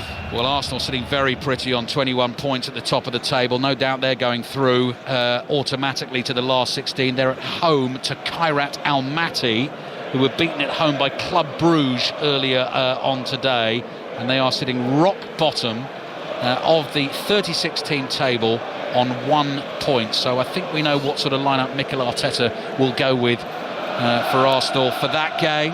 More Champions League football tomorrow night. Then further European action on Thursday. Sports Extra has the commentaries of Bologna Celtic, which kicks off at 5:45, and Rangers against Ludogorets. We'll keep you updated on Fenerbahce against Villa and Braga against Nottingham Forest. And Saturday 3 o'clock we're at Turf Moor. That then becomes the biggest game for Thomas Frank after tonight. Get the win tonight, then it's away to Burnley on Saturday. Ian Dennis and Chris Sutton will bring you the commentary of that one. Manchester City, after their defeat against Bodo Glimt, they'll be on Sports Extra 3 o'clock on Saturday for their home game against Wolves. 5:30 we've got full commentary on Bournemouth Liverpool. Long throw for Spurs to defend. The rain's getting heavier. They lead Dortmund 2-0. Ryerson is waiting to take this. Ajax have equalised away to Villarreal. That's Villarreal 1, Ajax 1 in the Champions League this evening. Ryerson, well, he's not got much on that. Porro's able to head that away about 3 yards inside his own penalty area. That's the shortest long throw I think I've ever seen. I don't think it was a dummy either. I mean, he was desperately trying to get the rain off the ball before he threw it. Maybe we'll give him that excuse. Chan looking for the long pass from deep. That's going to hold up in the wind this evening. Danso gets underneath it, nods it forward. Not the best header.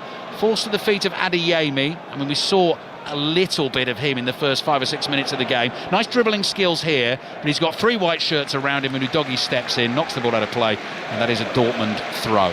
Yeah, we're an hour in, but once again Bergval's just gone down on the edge of the 18-yard box for Tottenham. He's clearly in a lot of pain, unable to continue, but he's just realised that he's going to play the Dortmund attackers on side, so he's back on his feet as they come again. Yeah, can barely move now. A walking pace, Bergval. Bensebaini's cross at pace into that Tottenham area, edge of the 6-yard box. Romero volleys it away. It's out for a throw, and Bergval saying to the referee here, no, Dortmund are taking the throw quickly. He can't get off yet. Metsch's cross hits Danso, runs to the edge of the box, driven shot by Anton, and that's well wide of the target and goes behind for the goal kick. So Janai Byfield, 17-year-old centre-back by trade, will make his Tottenham Hotspur debut in the Champions League in the pouring rain at home to Borussia Dortmund amongst all these teenagers on the bench of Thomas Frank. Now that's a nice touch.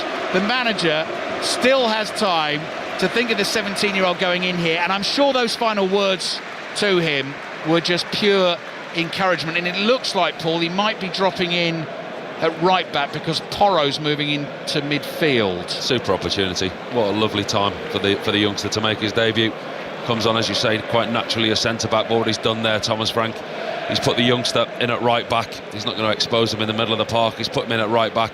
Pedro Porro's tucked into where Lucas Bergval was, into the centre of midfield, and that just shows the lack of depth that Tottenham have available this evening. Yeah. Not just because the youngsters had to come on, but Pedro Porro is now playing in holding midfield alongside Archie Gray. There's his first touch, a powerful clearing header, and you saw some of the Spurs fans around us here recognise that and give him a big cheer. And when you've been part of the club for as long as you have, he must be proud as punch, his family as well. A story to tell in years to come. Yeah, made my debut, pouring rain against Dortmund, Champions League. We were leading 2-0 when I came on. Goal at Coventry, Chris Coles. The Championship leaders are back in front with 12 minutes to play. Hadji Wright has scored. It fell to him 8 yards out. Big right foot. Crocombe, the goalkeeper, got a big hand to it. Couldn't keep it out. Coventry 2, Millwall 1. A couple of names you'll recognise coming on for Borussia Dortmund shortly. Carney Chukwuemeka, once of Villa, once of Chelsea, now at Borussia Dortmund, wearing the number 17.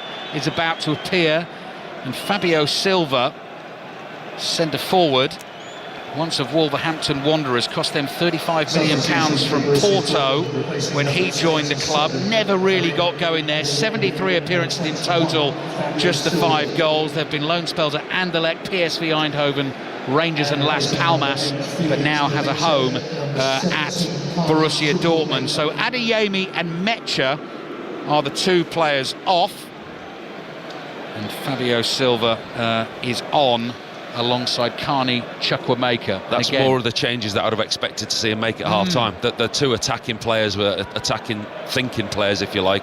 And if you're obviously 2-0 down looking to get back into a game, the change that he made at half-time, I didn't expect that unless they got back into the game. The 2 players that have come on now, Chukwuemeka and Fabio Silva, will make a difference in the forward third.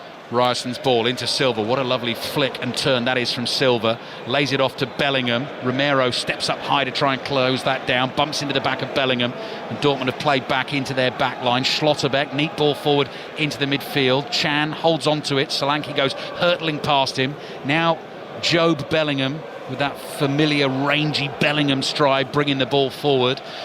Those black and yellow scarves, bright yellow scarves with the black writing, are being held taut. They're swaying side to side away to our left. But here comes Spurs playing out of their own half. Simons tries to find Solanke. That's intercepted. Chan gets on the ball in the centre circle. Later kick-off in the Championship tonight is Wrexham-Leicester. First goal of the game's gone in. Wrexham lead Leicester by a goal to nil. And as Chris Coles was just telling us, Coventry, the leaders, back in front at home against Millwall with about 10 minutes to play. Hadji Wright with that goal. Danso barged over by Silva, He apologises for the challenge. Danso picks himself up.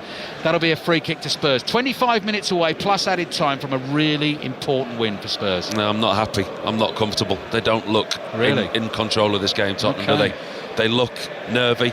They look like they could be susceptible at times. The changes that Dortmund have made, we're getting to the point in the game where they're going to throw the kitchen sink. They're going to go after it. They're 2-0 down. It's still only 2. Once they get 1, then the pressure will mount on Tottenham. I'm not fully confident that Tottenham can play for 25 minutes, what's left plus added time, and see this out. If Dortmund get 1, the atmosphere changes immediately. Yeah, so speaks the former Spurs keeper in Paul Robinson. 4 seasons at the club, 175 appearances, trophy winner as well in the League Cup in 2008. Simons almost got Spence away down the left. Simons goes sliding in, takes the ball as well, gets the Tottenham fans on their feet. You don't often see that from Xavi Simons, although saying that, he has received a red card for a bad challenge this season against Liverpool, but he went hunting the ball there. The pass didn't find Spence. He went in on Koto, sliding through, and definitely got the ball. And you saw the referee make that round shape with his hands, the imaginary ball, and say, yep, happy with that. That's a throw in Dortmund. It was a good tackle. It really was a good tackle. And do you know what? I like that from Simons. He plays in that 10 role, and we have to think of flair players there who neglect their defensive responsibilities, but actually he doesn't. He's quite happy to track back. He's more than capable of putting a tackle, as we saw there. And at times like this, you need players like that, whether it's just to lift the crowd, lift the team around them. Here's Porro, edge of the penalty area. Ball wouldn't quite run for him there. He received it from Odeberg. He was trying to set himself up for a shot from the edge of the box. Dortmund have it on the left. Fabio Silva back in a defensive position, and then just puts his body in the way of Odeberg, who then sort of obliges by leaning into him. There wasn't much contact there. He goes down and wins the free kick. Latest goals elsewhere in the Championship. Birmingham 1 up at Sheffield Wednesday, and Real Madrid thrashing Monaco this evening at home. Real Madrid 5, Monaco 0. Latest goal scored by Vinicius Junior. They're in a real poor run of form, Monaco, aren't they? Yeah. They're really struggling at the moment. On the turn here is Chukwuemeka.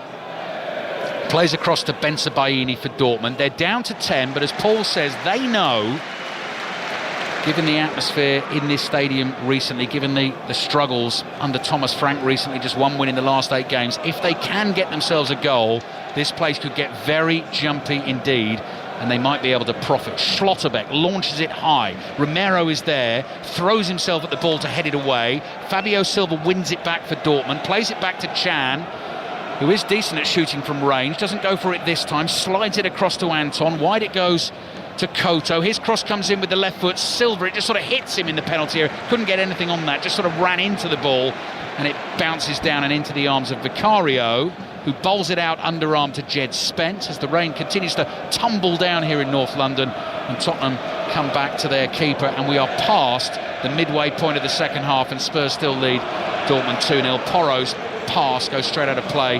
Odeberg wasn't in the right position, according to Porro. I don't like it. I really don't like what I'm seeing. I mean, Tottenham, they should be in the ascendancy. They've got 11 players on the pitch. The way that they played in the first half, they were completely dominant. There was only one team in the first half that looked like winning this game.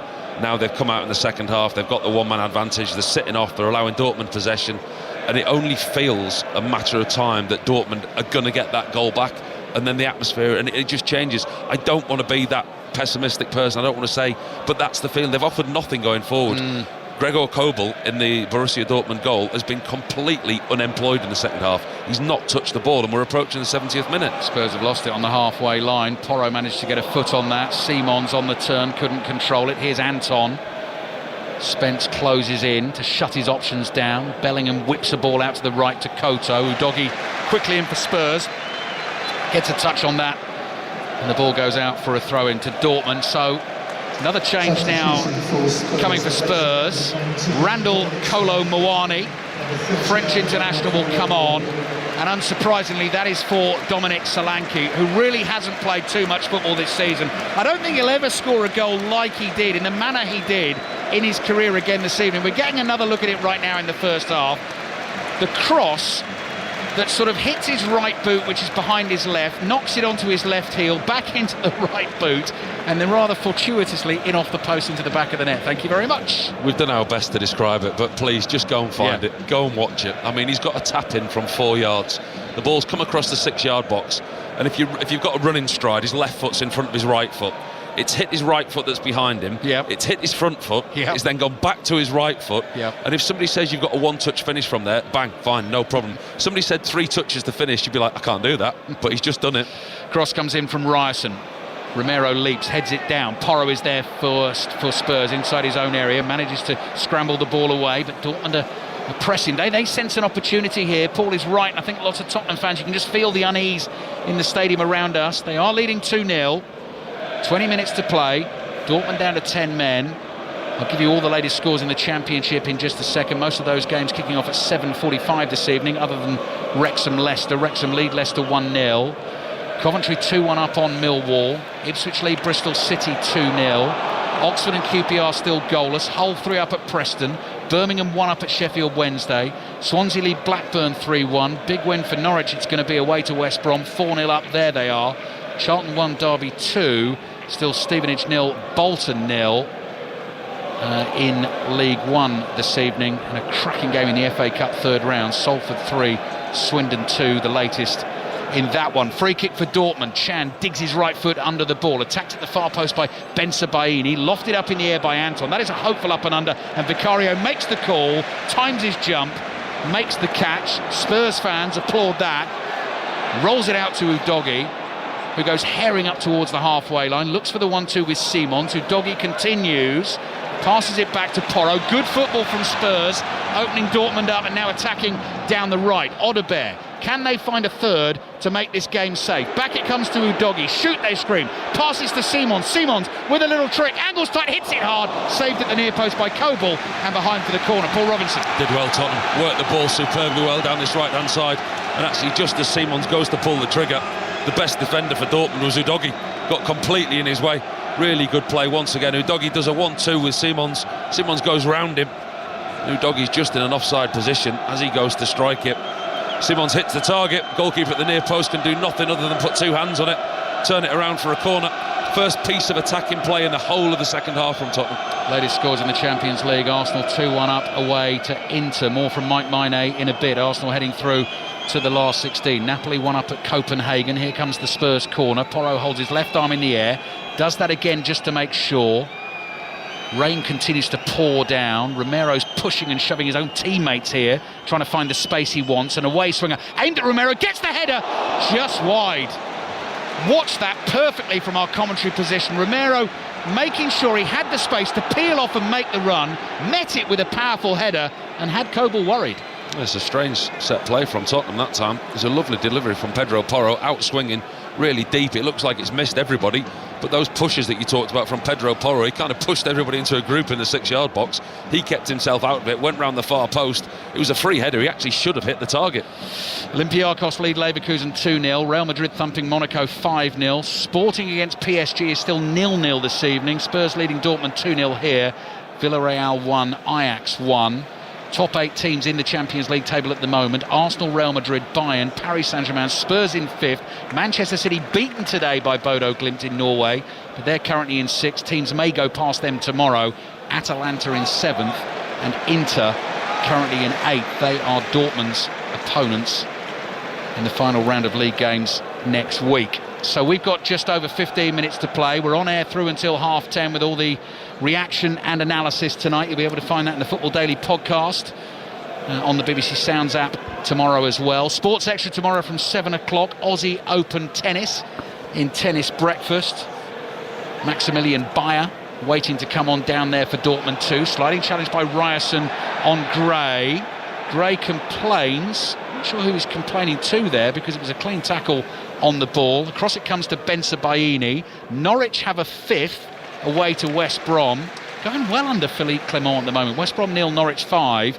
Sheffield Wednesday 0, Birmingham 2. As much as that pains you to say it from a blue Ipswich persuasion, I could tell in your voice there. You heard it in my Norwich voice. going really well there, aren't they? Ipswich leading at the moment this evening as well. Throw in for Dortmund. Have we got a problem with the technology here? Our Swedish referee Glenn Nyberg is just coming over to the touchline.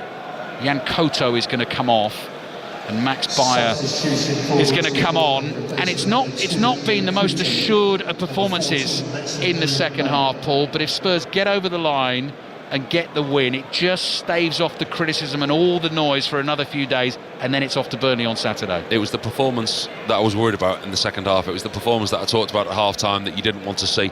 From a Tottenham point of view, you wanted to see them start on the front foot, press Dortmund and go and get that third goal and make things easy and comfortable for themselves. But they haven't done that. They've sat off, they've allowed Dortmund possession. Dortmund with 10 men, they've dominated possession, they've dominated the game in the second half. But actually Spurs at the moment, 2-0 up, entering the last 15 minutes as the referee, still messing about this technology, so you're not missing anything. But for Tottenham now, we're inside the last 15 minutes. Forget about the performance, forget about what it looks like. All that is important now is the 3 points at the end of this game, regardless of how you get there. It's going to be a first win in 6 games tonight if they get it. Kolo Muani is closing down for Spurs. The ball is cleared by the keeper Kobel, headed away by Romero. Udogie bursts onto it inside his own half. Forward to Kolo Muani, does well to turn it around the corner to Spence. Tries a step over, he loses it, but Kolo Muani has it. Running at retreating Dortmund defenders, little trick and then bumps into Anton. That's good defending. Just shadows his man. Kolo Muani ran into him. Anton clears. Throw in for Spurs. Into Arsenal. Mike Maine. Both sides with 13 attempts in this game. Both sides with 3 on target. Best of those since you were with us. Esposito's shot through the legs of Mosquera, but bouncing wide of the left-hand post. Mikel Merino's going to miss the Kairat game next week after getting a yellow card for taking out the legs of Federico Di Marco. Arsenal lead by 2-1. Copenhagen have equalised against Napoli this evening. Copenhagen 1, Napoli 1, and Sporting lead against Paris Saint-Germain. Sporting 1, Paris Saint-Germain 0. Do not miss final round of league games next week. It's going to be a great listen. So that is a week tomorrow, 5 Live and BBC Sounds, when all the teams start at the same time. Table changing all the time. And teams desperate, first of all, to get into the top 8 for automatic qualification of the last 16. Simons plays it through. Kolo Muani, keeper stays. Kobel could have come and got that. Makes the save with his left foot, but gave Kolo Muani a look at goal. Probably should have scored. Saves with his left foot. Tottenham are still coming. Third goal will definitely make this game safe. Some of the full-time whistles going in the Championship right now. Kolo Muani lays it off to Spence. Spence, trying to make room for the shot, stumbles over on the edge of the box. And Dortmund are able to bring it away with Bellingham. He passes to his right. Ryerson is there, chips it forward, looking for Bellingham. Slightly tired run at the ball there. Romero gets it, plays back to his goalkeeper Vicaria. That was the game right there. That was the game on a plate for Tottenham. Kolo Muani through one-on-one with the goalkeeper. It was a superbly weighted ball through to him, in behind the Dortmund high line. Kobel, for whatever reason, the Dortmund goalkeeper stayed at home. He came off his line, he went, and then he stopped. And he ended up in that famous place we call no man's land. It was an awful decision from the goalkeeper. He should have come out, cleaned the ball, no problem. Muani should have scored. That is a superb run from Jed Spence down the left-hand side. That is the kind of thing that wins Spurs fans over. That was a ball from deep from Porro that Kolo Muani gave up on, I think because he thought he was offside. Spence wasn't. He ran full pelt 60 yards there to keep it in play and win Spurs a throw. It was dead. It was a hopeless ball. It was a rubbish ball into space, but actually Jed Spence turned it into something, and Tottenham once again have good possession. Odobert, Porro, Simons, curling cross beyond Muani. Kolo Muani bounces twice inside the penalty area, and Gregor Kobel runs across to pick the ball up. 12 minutes away from a big win for Spurs to take them to 14 points. They're currently 4th in the live Champions League table, because Paris Saint-Germain behind against Sporting. So you've got Arsenal on 21, Bayern on 15, Real Madrid on 15, and Spurs on 4th. And their home form in the Champions League, not only this season, but actually in recent seasons, has been really, really good. Here's Chukwuemeka for Dortmund. They could still make things nervy if they can score one with, well, certainly with 10 minutes to play, even with 5 minutes to play. Chan's ball forward to Fabio Silva. He lays it off back here to Anton. Bellingham does well to shake off Porro, dribbling forward, uses his body there to then find Silva. Silva's tackled. Simons is there. Chances will come on the counter for Spurs, burrowing his way out of the Spurs midfield. Releases Odobert, who's got pace down this right-hand side. Bensebaini's trying to stick with him. Odobert's early cross into the box. Clearance hits Spence. Spence in the centre-forward role there, tackled by Dortmund's replacement centre-forward, Fabio Silva, who's lost it. Odobert might get another chance here. Can Tottenham wrap this up? Couple of step-overs, just in the penalty area on the right. Back to Simons, complete miscue. Shanks it behind. Goal kick for Dortmund. 10 minutes to play. Spurs 2, Dortmund 0. So I said full-time whistles blowing up and down the country at the moment. At Coventry, for example, Chris Coles. Coventry 2, Millwall 1. Another late Haji Wright goal to win it for the Championship leaders. His right foot shot too powerful, too accurate. Millwall were probably the better team overall. Couldn't take their chances after getting back level. Coventry now 8 points clear at the top. Coventry 2, Millwall 1. Other full-time, Sheffield Wednesday 0, Birmingham 2. Swansea beaten Blackburn 3-1. In League One it finished 0-0 between Stevenage and Bolton, and Norwich City with that thumping 5-0 win away to West Brom. Spurs 2, Dortmund 0. Tomorrow night, 5 Live at St James's Park for another Champions League cracker. Newcastle at home against PSV Eindhoven. Sports Extra if you want Marseille-Liverpool. We've got full commentary on that. All the highlights on BBC One tomorrow night and on the iPlayer as well. Clearance downfield from Schlotterbeck, nodded down towards Chukwuemeka, bursts onto the ball on the left. Danso's got it covered, rolls in front of Chukwuemeka to take possession, then passes down the right. It's intercepted and goes out for the Spurs throw. PSG equaliser, Kvaratskhelia has scored for Paris Saint-Germain. Sporting 1, PSG 1. I wonder what sort of delights John Murray, Chris Sutton and the team are tucking into in northern Norway tonight. Do you remember when we came down for breakfast there last year, Paul, and they had the little pots of herring? Yes. Yeah. Which I don't think you went for breakfast, did you, for the herring? No, because I saw your face when you ate it, that's why. One pot of it, which had absolutely no dressing or anything on it at all, looked like it was just like blood, guts, fish, brine and everything. Red card at Preston, I'm hearing. Sani Radravajala. Militon Osmajic, he's seen red with 2 minutes to go. There's a complete fracas inside the technical areas as well. All the players bar one off the pitch. He's gone in and put his head where he should have done and been given a straight red card against Lundstrom. It's Preston 0, Hull City 3, 2 to go. Finished Bodo Glimt 3, Manchester City 1, in case you weren't aware, in our first Champions League commentary of the day. Full-time whistles blown at Portman Road. Emily Herbert.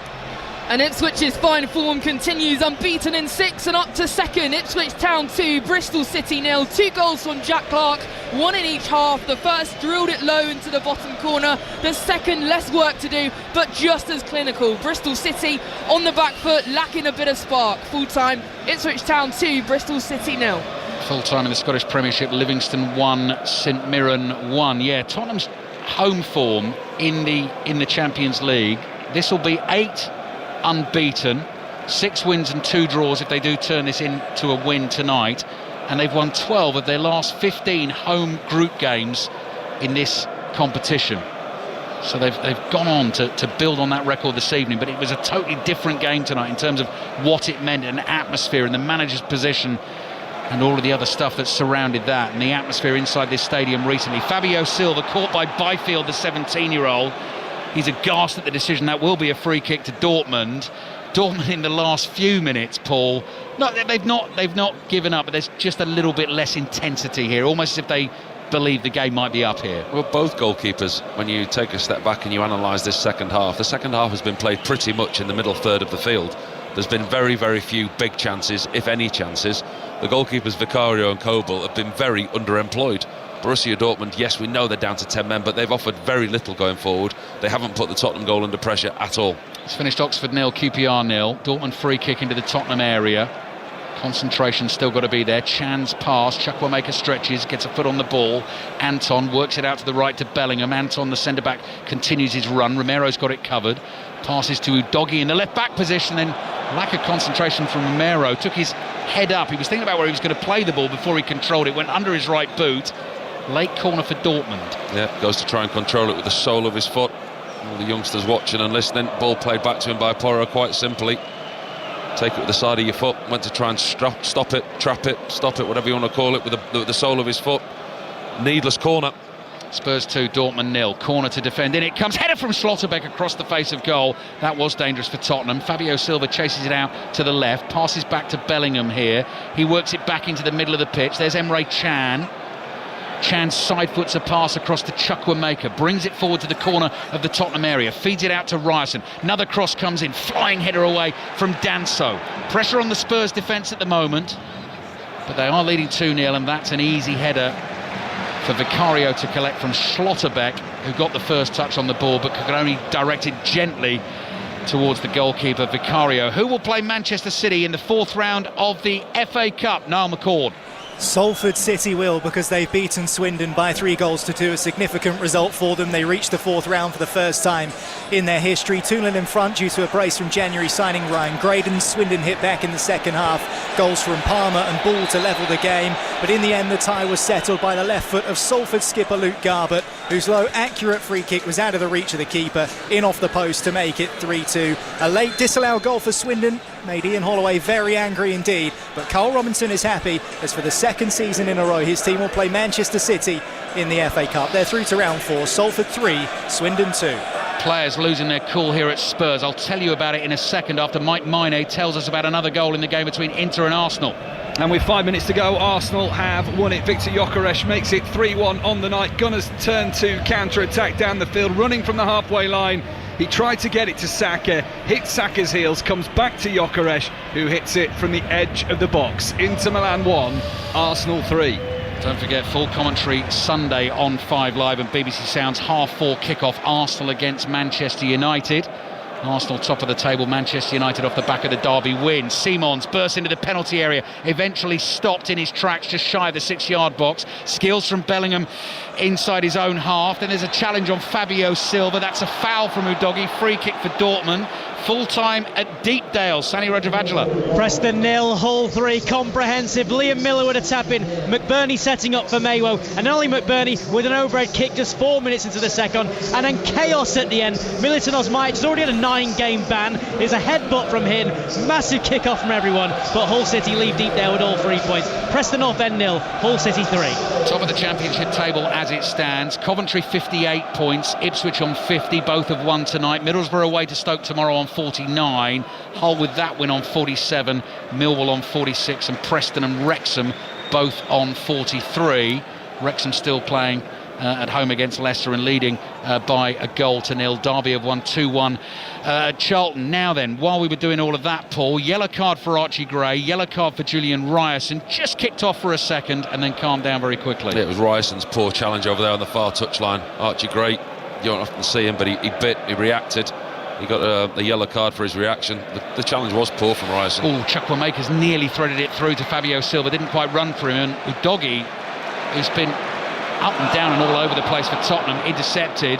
Then he gave it away. Cross comes in from the left from Ben Sebaini. No one attacks it. I mean, it was a good cross with pace on the ball, but you'd have to be Superman to get on the end of that. It's gone behind for a goal kick to Spurs, and they're nearly there. 2.5 minutes plus added time.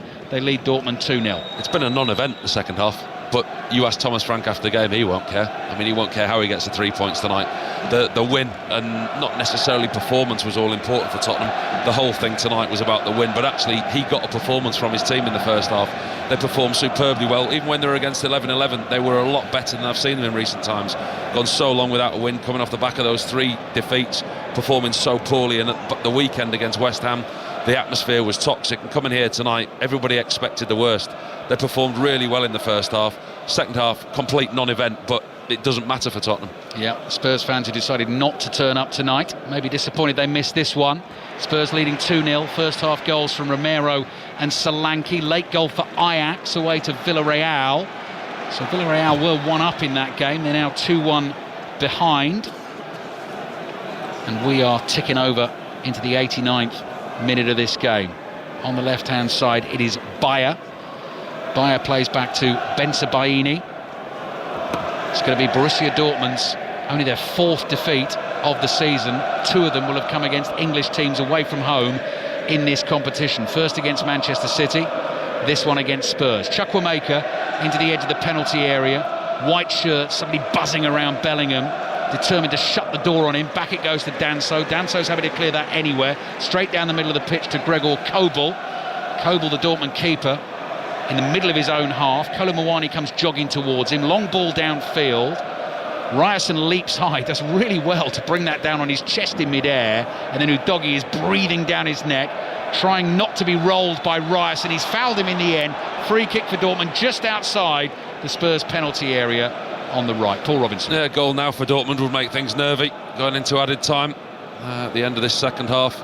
But again, I mean, Dortmund, they've made the substitutions. I think he missed the trick at half-time. I really do. I think he made changes that defensively shored them up rather than actually trying to take the game to Tottenham. I think he misread that a little bit, Niko Kovac, the Dortmund manager, maybe not realising how susceptible this Tottenham team were, how much lacking confidence they were, and they've had nothing really to deal with. They've created very little, Dortmund, other than set plays, but as I speak now, they've got a real opportunity here. Arsenal 3-1 up at Inter. They're going to make it 7 wins out of 7 tonight. Reaction after 10 o'clock here on 5 Live Sports. Spurs leading Dortmund 2-0. Ryerson's free kick into the box. Header on target, tipped over the bar by Vicario, and Nico Schlotterbeck curses his luck. Yeah, he's been the most dangerous from set plays. That's who they'll look for. Simple out swinging ball, edge of the 6-yard box once again. Schlotterbeck raises the highest, gets above the Tottenham defenders, straight at Vicario. Touches it over the crossbar quite simply.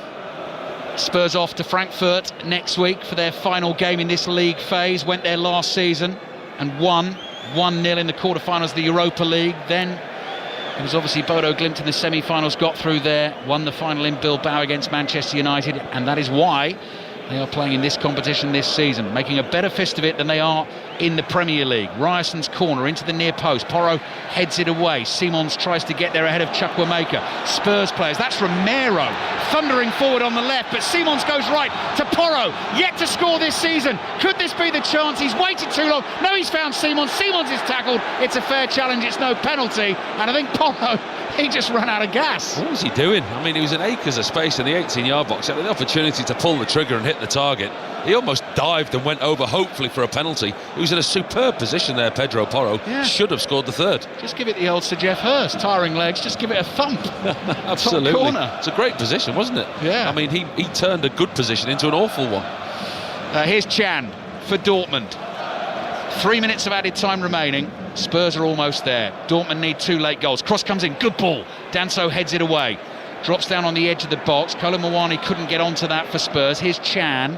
Kolo Muani's in front of him to Chukwuemeka. Left it goes here. Cut back by Bayer. Porro is there. That's the finish it needed. He's just put his right foot through the clearance as if he was whipping it into the top corner. He's cleared it out for a throw. Yeah, maybe should have thought he was kicking for touch inside the opposition's 18-yard box.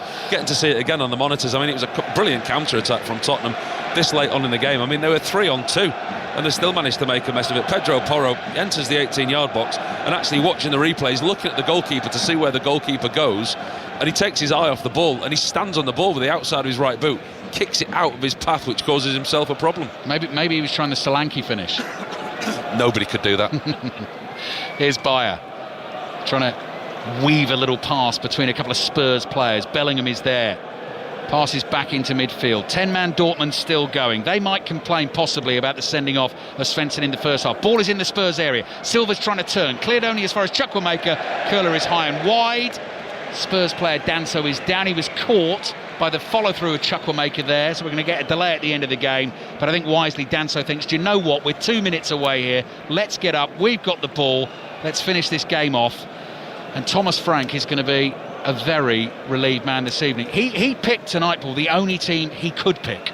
Well, you look at the team selection, like you say, you look at the bench before the game. There's only Kolo Muani, other than the goalkeeper Kinski and Dane Scarlett, that's been exposed to this type of level of playing. I mean, I said to you before the game, you don't give Tottenham a chance. Current run of form, playing against a team that haven't lost in 7 games.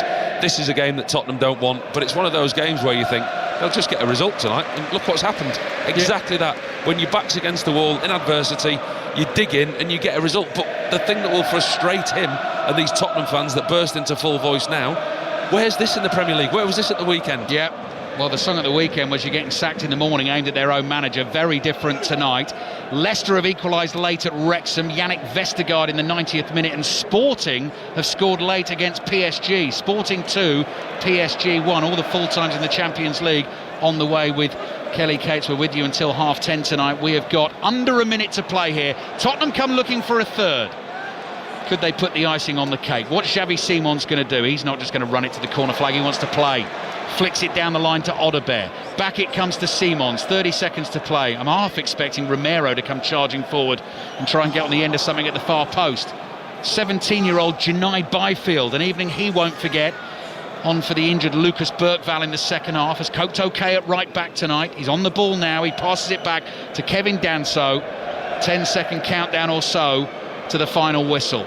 Football always throws up surprises. We weren't really expecting this tonight. The Dortmund fans still have the scarves aloft, but it's the Spurs fans who celebrate a first win in 6 games tonight, and possibly a win, who knows, that may have saved Thomas Frank's job.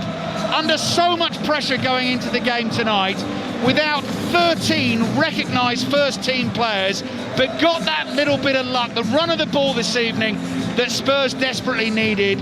Romero scored the first. Dortmund then had Daniel Svensson sent off. That was initially given as a yellow card. Then the referee was sent to the screen. That was upgraded to a red. Dominic Solanke, starting his first game of the season, got his first goal of the season as well. It was a little bit unconvincing in the second half, but Thomas Frank won't care. Those Tottenham players won't care, because they are sitting in the top 8 of the Champions League table. But most importantly, it eases the pressure. The criticism dies down a bit. Big game away at Burnley at the weekend. That is a win that was desperately needed. Nobody will look at the performance. Nobody will look at how the team played, how it was set up. That was crucial for the manager this evening. There was so much speculation about his future coming into the game tonight. Some people believe, and if you read what you read on certain social media platforms, that he was already done, that he was finished before tonight. And actually what I saw out there tonight was not a performance from a team that the manager had lost the dressing room. There's been a lot of diversions in the dressing room. There's been talk about Van der Ben's lack of discipline, Romero disrespecting the manager after certain games, and the disjoint in that dressing room. That wasn't there tonight. That was a group of players who put in a performance for the supporters who turned up here tonight. Yes, it wasn't full. Yes, the Tottenham fans voted with their feet tonight, but that was a group of players who were putting a performance for their manager. I think what we're seeing down on the field at the moment as well, from the Tottenham players towards their manager, Kelly, tells you everything. I just saw Vicario, the goalkeeper, go up, not only give him a big hug, but words exchanged, thumping his back, really congratulating him on the win. Thomas Frank's long hair, the centre parting, is absolutely soaked. But just from a human point of view, given what he's gone through, whatever you think about how Tottenham have been playing this season, it's nice to see a smile on his face. That is a big win for him and for Spurs tonight. They've beaten Borussia Dortmund by 2-0. Alistair Bruce Ball and Paul Robinson at the Tottenham Hotspur Stadium for us this evening. Tottenham in 4th place in the Champions League table. A crucial win at the end of what's been an absolutely torrid time for the manager. There's been a real pressure coming for him from the supporters. Just watching some of them singing them as he walks around, singing at him as he walks around the ground, and sort of takes the applause and gives the applause to those Tottenham fans. Paul, apart from anything else, that is just a much needed result, and you were describing it in commentary as one of those results they just had to dig in for.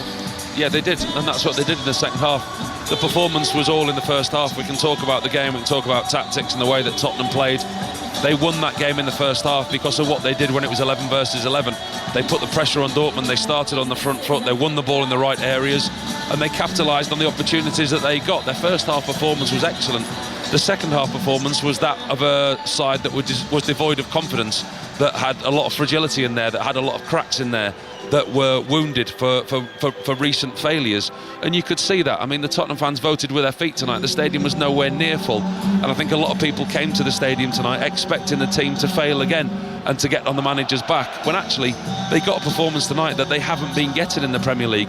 They were talking about passing backwards and sideways everywhere we go. That was the song that the Tottenham fans were singing. They were singing backwards, sideways everywhere we go, and that wasn't the case tonight in the first half. The second half it was to an extent, but they were in full control. Their goal never came under threat, and he'll be really pleased with what he's seen tonight, Thomas Frank. And like I said, repeating myself again, that is not a performance of a team that the manager has lost. Kelly, I think some looking from the outside would suggest that Thomas Frank was only in charge of the team for tonight because the game came so quickly after the West Ham game, and Tottenham didn't really have another plan or didn't really want to push the button on it. Now whether that may be the case or not, football works in funny ways. There has been this performance tonight, they've got the win.